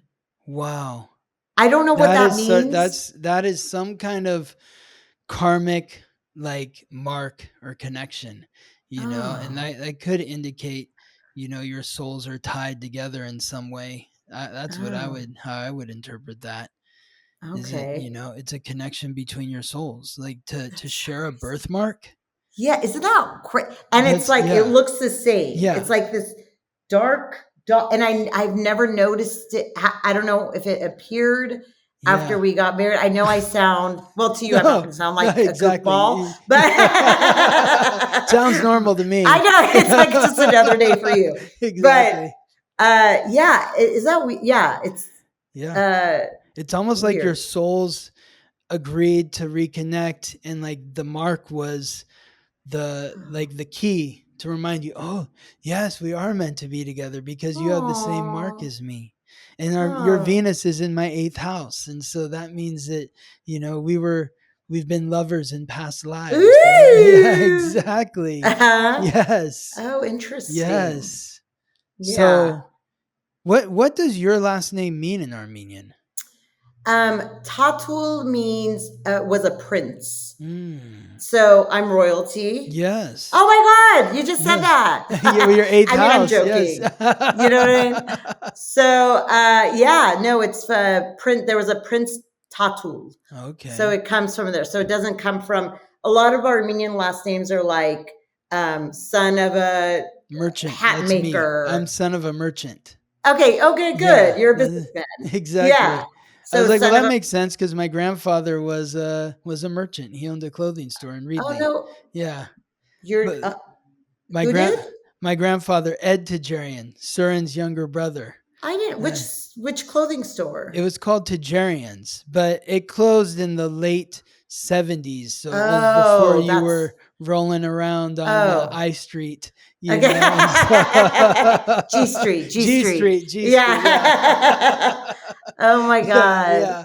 So, yeah. But he had a Oh, clothing well. store there from like the late 40s until the late 70s. Oh, how It's called cool. Tajarian's Men's it was like men's formal wear and women's sportswear.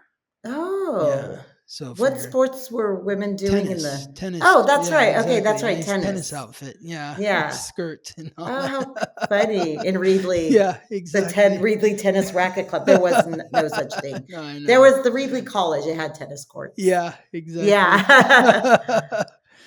Oh, how What does cool. your husband's last name mean?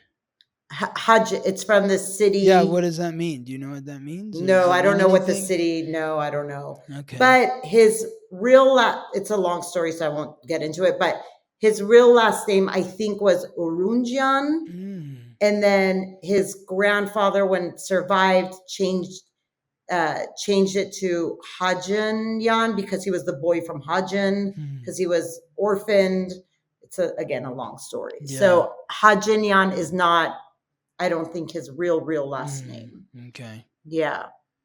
How many Yeah. times So have you been to Armenia? You've been there before, haven't you? Or so interesting. I've been there once. I've that's had when you took your dad back there, right? Is that I didn't take no? so my Oh. dad is laid to rest there last year. I didn't my sister and my brother and Jack and they all went. Uh-huh. I didn't go. I stayed with my mom Hmm. because she's having a hard time. Hmm. Um, and also, but I've had many opportunities. I'm supposed to actually be in Armenia right now, but Hmm. I've had many opportunities to go. I went when I was 8. I do not like flying. I Hmm. don't like heights That's interesting. at all. Okay. Yeah, like I have a real big fear of flying. That's So, interesting as this yeah. because Sagittarius is the traveler and the Yeah. explorer. So, Mhm. I'm just wondering what that could be for you in terms of your astrological code. Why you have that aversion to flying. To flying, and I Yeah. love traveling, but I'm also a big time homebody. So I don't know what Mm. any of this means. Yeah. Yeah, the homebody. You were born with Chiron in the fourth house, which is the Okay. house of home, and Chiron is the wound and the ancient Okay. wisdom which is unlocked through healing that wound. And Chiron is also aligning with your moon, which is the planet that represents the home. It's aligning with your Jupiter, which is the planet that rules Sagittarius, so it represents Okay. travel, and it's Uh-huh. aligning with your Saturn, which is the planet of responsibility. So, it's aligning with 3 planets, and one of those is the one that would indicate travel. So maybe Mhm. that is indicating the fear of traveling, and the fact that Saturn is in the mix too, and Saturn is restriction. Mm. But then the connection to the moon and the fourth house placement, which is ruled by the moon, that it indicates that you have a wound to your roots, and that could be the Armenian Genocide. You could look at it that way, but your Mhm. upbringing, your childhood, your Hmm. bloodline, the ones who raised and nurtured you, your ancestors, uh, your your unconscious. You may be unconscious of what some of this wounding is. A wound to your relationships, even though you feel a sense of abundance in terms of home, family, relationships, because your Jupiter is in Cancer, which is the sign that represents the home and ancestry. Hmm. And then a wound to the authority, your Hmm. daily routine, organization, uh, Hmm. and intimacy. But you also have ancient wisdom in all of Hmm. these areas as well, which is unlocked through healing the wound. But in Hmm. order to heal the wound, you need to follow the frequency of Chiron. Okay. Yes. And so, And what is that? well, Chiron in the myths is a centaur. Okay. He's a half man, half horse. Right, which is a Sagittarius, Which is right? exactly, Yeah. it's the symbol of Sagittarius, the Right. archer, the centaur. So Chiron was a warrior and a scholar and a teacher to many great warriors like Achilles, Jason, and Hercules. And Okay. Hercules wounded Chiron with a poisoned spear. From that wound, Chiron couldn't heal because he was poisoned, but he also Mm. couldn't die because he was a Oh. god. And so in Okay. his eternal suffering, he remembered Prometheus, who had been chained to a rock next to the oceans for the waves to break against his body and the birds to peck upon his flesh for eternity as punishment by Zeus for stealing fire from the gods to give to the humans. Oh, So wow. Chiron remembered Prometheus and said, "We both don't need to suffer. I will accept Ah. his punishment."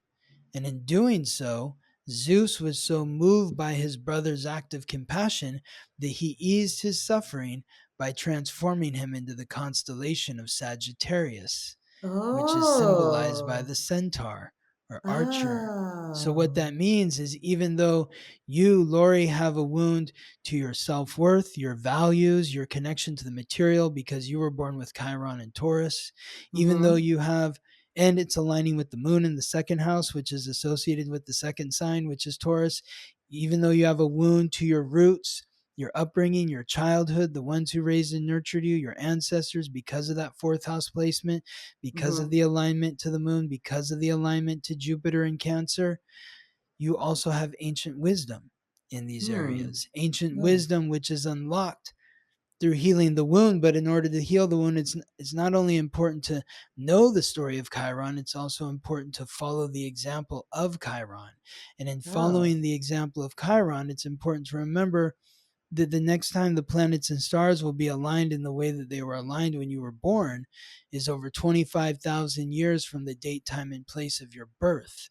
Oh, So shoot. you are a Hmm. divine, unique miracle, but you are also born under the same planets and stars as everyone else, which means that everyone that you come into contact with in some way, shape, or form is reflecting you, and you are reflecting them.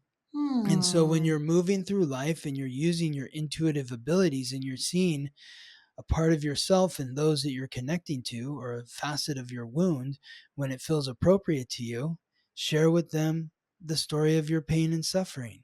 When you do, you Hmm. will shock them because they don't see you for your wound. They see the brilliant, hilarious, bright minded comedian.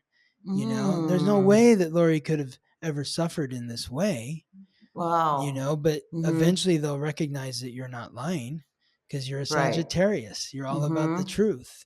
And so Yeah. when they reconcile your truth within them, they'll say, well, if Lori's been through what she's been through and is still the amazing woman that I see her before me right now, then I too can heal my wound and reach my full potential as a human being.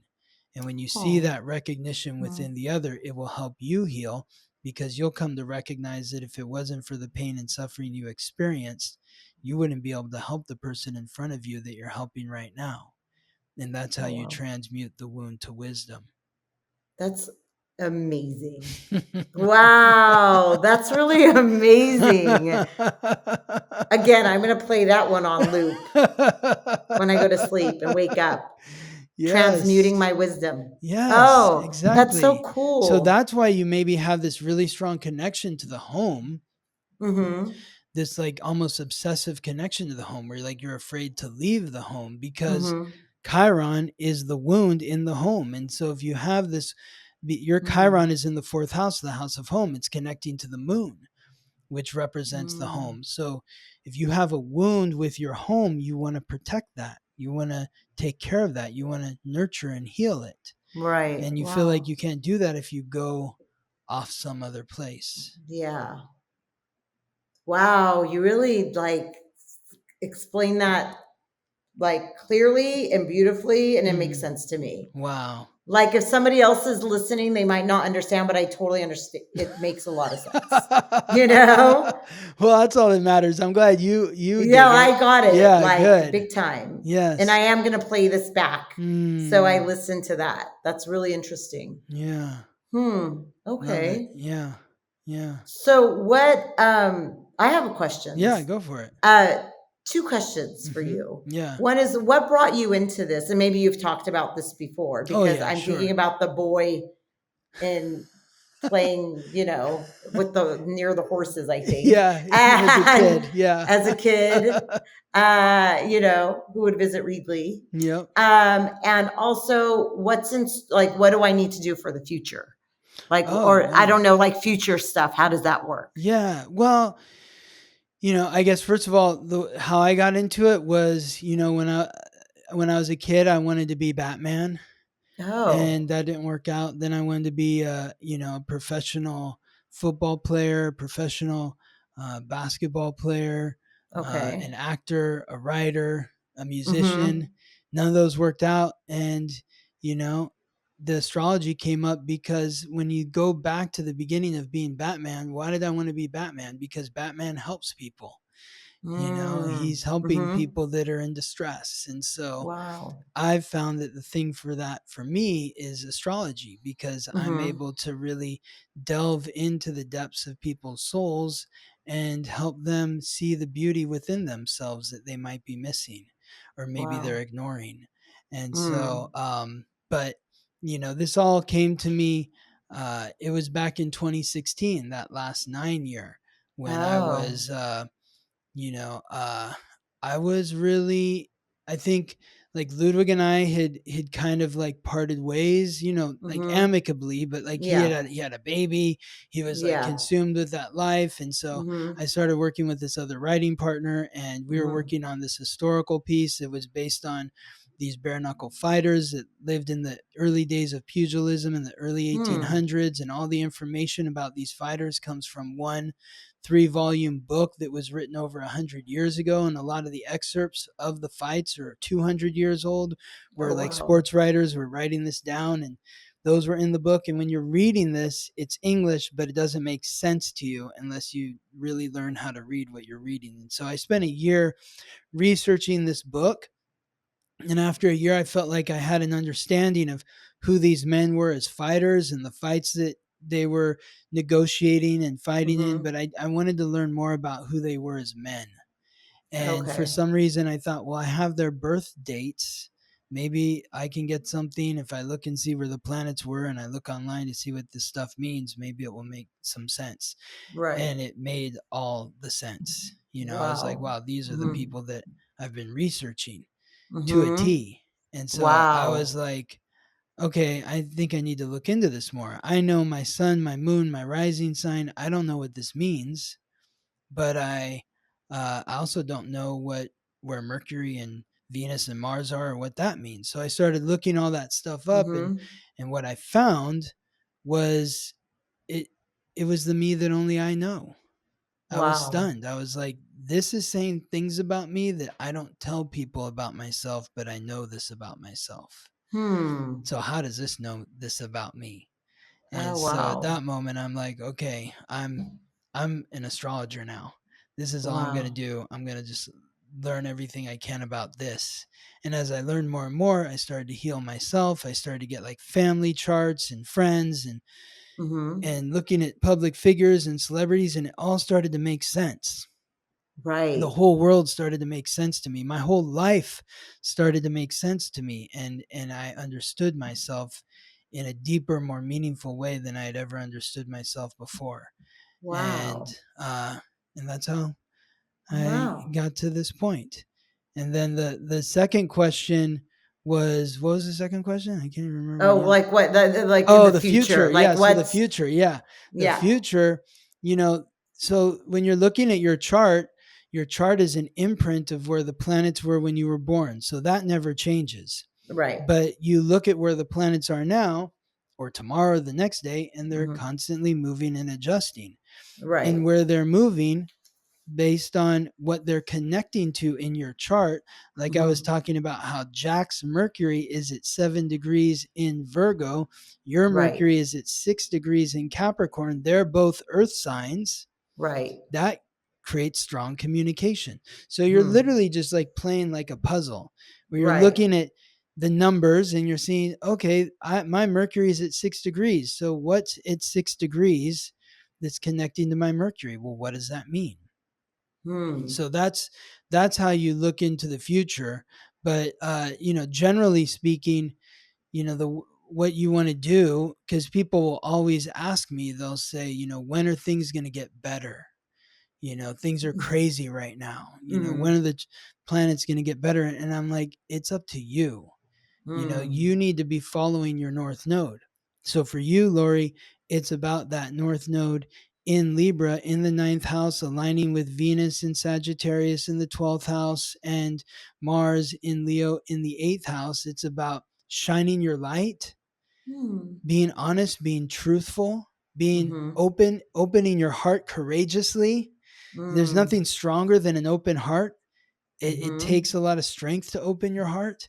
So Hmm. being open in the expression of your joy through your action in your intimate relationships, in any situations where you're vulnerable, it's about being truthful, honest, and forthright in all of your relationships, in Hmm. what you're thinking, in sharing your wisdom, and collaborating with others through this experience to bring about peace and balance and harmony in all that you Wow. do. The more that you're in that frequency, the wider the road through life is for you and the brighter your future will feel. Oh, that's so nice. Amen. That's Yes. so cool. Yes. Oh my gosh. Yes. Scott, I want everybody to like have a session with you. Thank Anybody you. who's listening, connect with Scott now. Thank you, Lory. Well, This was so inspiring. how can people connect with you? Like, so what are you working on a new show right now, or what? Yeah. So that's When's the the next? problem. I'm working on 80 shows right now. And yeah, I am. So they could connect with me through my website, lorytatoulian.com, Mhm. but more like Instagram, Instagram, yeah. yeah, call me, Yeah. whatever, I'm available. I'll give Yeah. you my address. Come over. Um, so yeah, so the two things that I'm working on is the eight things I'm working on is a solo show, which Mhm. I'm not looking forward to, Yeah. and because it's like solo, but I like it because it's more biographical stuff, which I've never Okay. done. So as you were saying, like it's more not on everything I feel like I do is honest, but Mhm. more vulnerable, more not so jokey, Okay, yeah, you get into some deeper, more deeper sensitive stuff. areas, yeah. Yeah, Yeah. And you're playing so multiple characters. yes, Okay, but good. it's more biographical and Okay. Reedley and all of that, Oh, to wow. kind of tell the story of the Armenian-American community Yes. throughout without the big wigs and the, Yes. that Yeah. but it'll still be funny. I think Yes. it will. And where's that gonna be? Do you know, or you I haven't decided? don't Yeah. know. Yeah. I'm working on some venues, but Okay. the Leo and me will make sure that it's on a big stage with big lights. Yes. Yes. So there's that. And then I'm going to do the sketch show that I did back in December, do that again. And then we're Which in is that? Is LA. that the hot mess one, or Yeah, the 2024 year hot mess. I want to do like a a mid-year mid-year 2025 hot mess? you Yeah. 2025 you hot Yeah. mess, and then I'm going to do a 2025 again, 2025 at the end of the year. Okay. And then like everybody else in LA, I have some pilots and things like that, which I've Okay. never put my energy towards. Yeah. Like I just haven't, but again, I'm feeling that fire in my belly, Yeah. Yes. I just feel like it's time now Yes. to make that shift. Yes. So Good. yeah. Yeah. Yeah. Well, do the writing, share your wisdom, Yeah. yeah, that's it. Keep Yeah. creating. Yeah. Yes. Absolutely. Yes. Is it bad to be like too creative? Why would that be bad? I don't know. Not bad, but like, is that healthy to I be think like, I think it all depends on your astrological code, oh, what is it and for me? I mean, for you, yeah, you're a very creative person. You've got Yeah. the Sun and Venus and Neptune all in the 12th house, and that's the house of the unconscious. That's dreams and fantasy and like film and Mm. television and all the things that draw Yeah. you into the unconscious. Neptune is the planetary ruler of the 12th house, and Mm. Neptune is in your 12th house. So this is Okay. why you have such a strong imagination. Yeah. Venus, the planet of the senses and Mm. reality, and like what you like to eat, what you like to smell, what you like to look at or feel or touch or taste, all those sorts of things. Mm. That's Venus. It's aligning very close with your Neptune. So you have a strong connection between your dreams, your unconscious, and your sensory awareness. Okay. So, the more that you're exploring that, you're Yeah. in the right frequency. Oh, great. Yeah. Okay. You Because just need to sometimes I'm like, maybe I should like build a table. build a table. No, Okay. that's not your thing. You know, I think if, maybe for the Virgo or the Capricorn or like the Taurus, like more of those Yeah. earth energies, but Yeah. you're fire, and you're Yeah. fire and water. Those are your, two most powerful elements. With the Pisces moon, that's the water. And then all the Sagittarius, you have 3 planets in Sagittarius, you have 1 planet in Leo, you have the moon, and Hmm. Jupiter and Uranus are all in water. So you've got kind of this like brooding, boiling water frequency, and so it's Hmm. like bubbling up the unconscious, and then creating like some sparks to show the world what you've created. That's amazing. I mean, Yeah. not what, but like the way you're explaining it is Oh, just cool. so inspiring. Good. Like it That's what I'm really, here to this do. was I'm here so to fascinating. inspire You're and so empower. good, Scott. This is amazing. No, really, this is like, gosh, yeah, Yes. it's really cool. You're on the People path, need to Lory. like call you. Okay, good. Yes. I'm glad I'm on the path. Yes. All right. Yes. Yeah. Yeah. I Okay. mean, the key for you is just to keep sharing your truth. Like, don't filter Hmm. yourself. Okay. Don't filter yourself. Say what you need to say. Say it Yeah. gracefully, Yeah, you I know? will. Say it Yeah. gracefully, and you're in the right Yeah. frequency. Oh, nice. Yes. I love that. How Yes. exciting. Yes. Okay.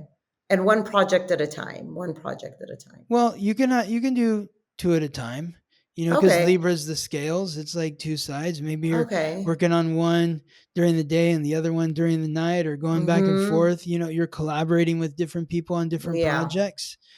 It's Okay. okay to, you know, maybe have Switcheroo. 2 at a one, but if you get too many, then it might be too much. You want to kind of temper yourself, Yeah. and find which one is the most important right now.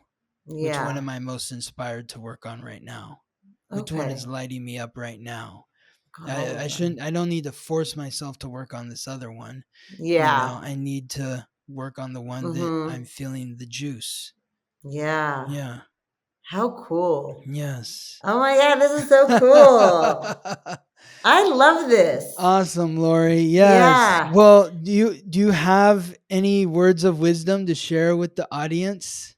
I think you shared all my words of wisdom for me. No, I'm not joking. Like, I'm like, what do I, at this point?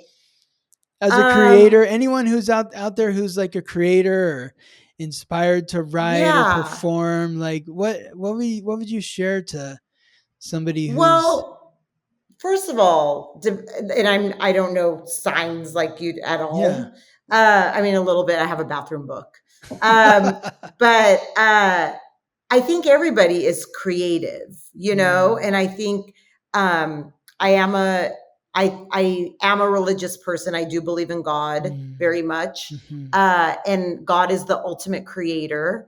And I feel that to commune with God and the universe, however you want to say it, and to be a reflection of that is to create, Yes. be it if you're writing or building a table or in whatever aspect. So if somebody does have that desire, like that story to write, or they want to do stand up, or they have that script, or whatever it is, dance, music, just do it. That's what I would say. It's such a, at least for me, but I can't see how creativity doesn't feed other people's souls. It makes me feel whole, and so if somebody has something, like, don't create just for the fame of it, even though that's hard for me to say as a Leo, but don't create just like, oh, because I'm going to get known, and like, just create because you have to. So my words of wisdom would be, do whatever you have, make time in your day to do that thing, or on the weekend. And if you don't know how to do it, take classes to learn how to do it. Yeah. So you took classes at the Groundlings for a while, or? Yes. Yeah. How long were you there? A long time. I was in and out. I took, some people just like go through the program. The whole thing took me like 9 years. And you went all the way through the to Sunday Company. Oh, wow. And now I teach there. Oh, okay, cool. Yeah. So I teach improv, comedy, sketch writing, on the whole Melrose? thing. Yeah, on Melrose. Oh, wow. Yeah. That's my old neighborhood. Oh, it is? Yeah. Oh, I used to live in West Hollywood, like right by there. Yeah. Oh, that's so close. Yep. Yeah. So yeah, I teach there, and I absolutely love it. Like, I love it so much because it's just this creative space for three. I mean, I always say, like, what better job than this? Especially, you're getting people from all over the United States. There's people that literally, half the students like, oh, I just moved here from Ohio. I just moved here from Nebraska, and they're trying to like make it in LA or realize their dreams. And I know there's that cliche, which, it is hard. It's tough and stuff. But I love that I'm kind of part of that welcoming wagon, and I feel like a little bit mama about it. I don't have children yet. I don't know, maybe you can like see what the stars are saying for that, because I am of a certain age. But I feel like a mama, like, come and like, let me at least make this fun for you and welcoming, without it being this like harsh welcome to LA. Like, hey kid, you're not going to realize your dreams. You know what I mean? Yes. So, but besides that, it's just comedy. We're learning how to make comedy, do comedy, and be creative, so. I imagine you bring that real compassionate warmth to people where they're having fun in class. Because like when I was taking classes, when I first moved to LA, acting classes, there was a lot of that, like, oh, you're not going to make it, just real kind of, just like a jaded, bitter, angry feeling in these classes. I mean, I like my fire got stamped out real quick, because people were just so negative and down. Yes. So, yeah. You felt that too a little bit? Like, I mean, that's a whole other session.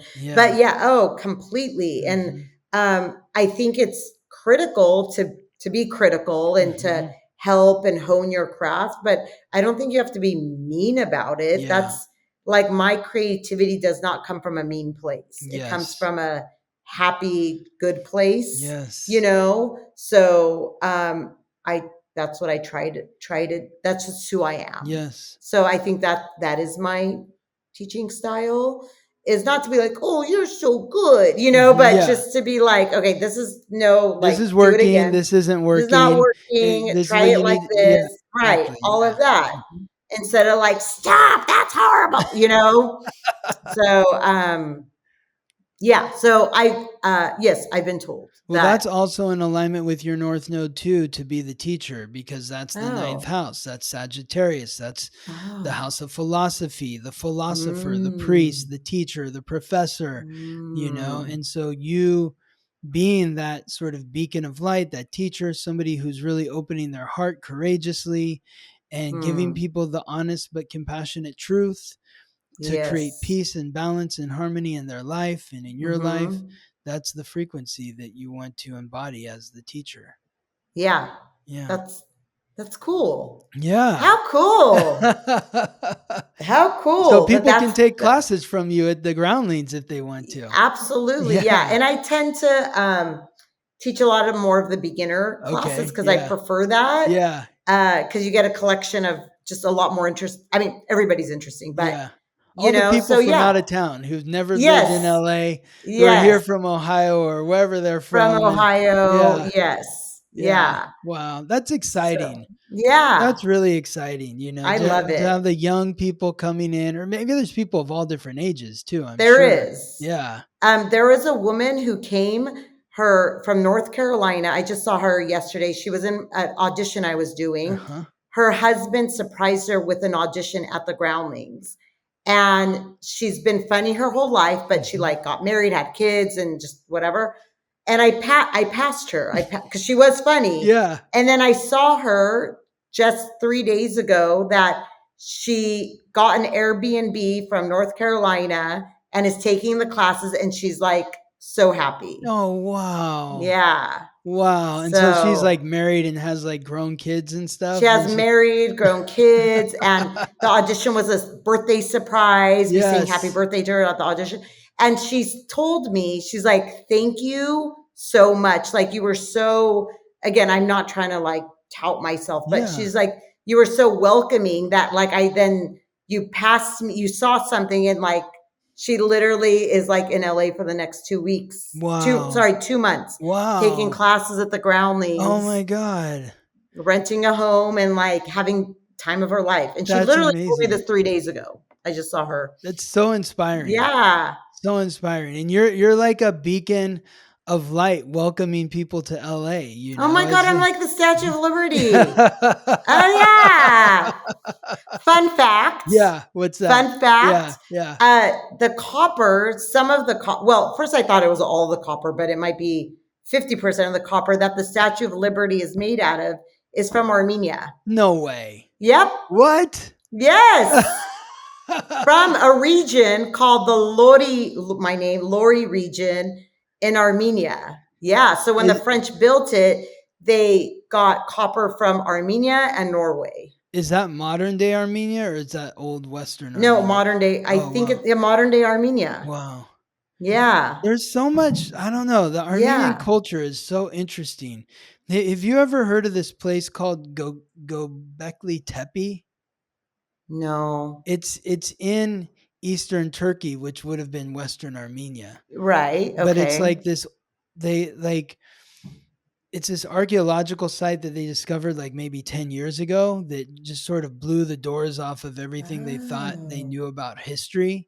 Okay. Because this civilization was way older than anything that they had found, and they were doing agriculture and that sort of stuff. And I just thought it was really interesting that it was in old Armenia. Yeah. Yeah. We're an ancient people. Yeah.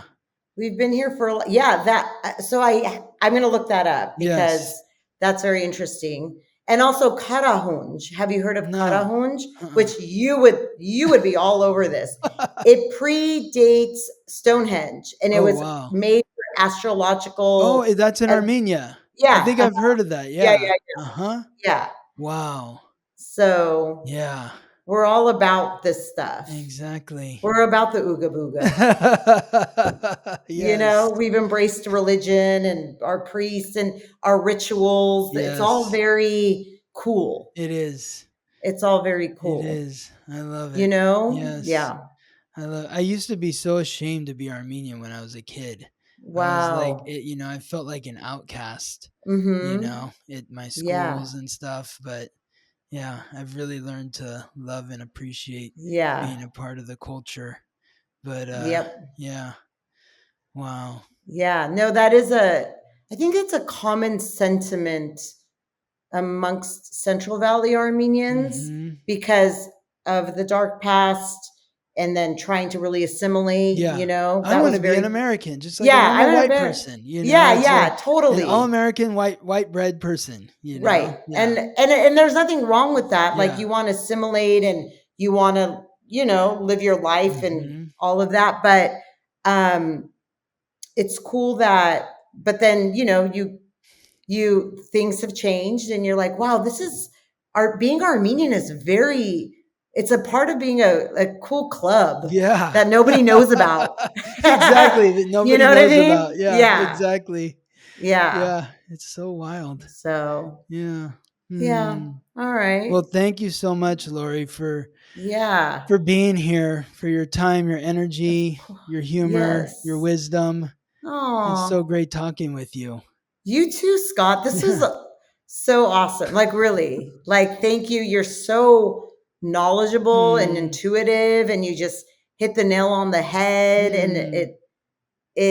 it's all connected. And to be able to articulate that is really cool. What Thank cool you. work you're doing. Thank you so much. Yeah. Thank you, Lory. Well, I'm excited to see you in person at the next show, Yes. whenever that is. Yes. I will let you know. Yes, please do. And Okay. we'll share all of your links with your Instagram and your website in the show notes for anyone who wants to connect with you. Awesome. Awesome. Awesome. Thank you, Thank you, Lory. You're Scott. Okay. welcome. All right. Okay. Thank you for listening to the Weekly Transit.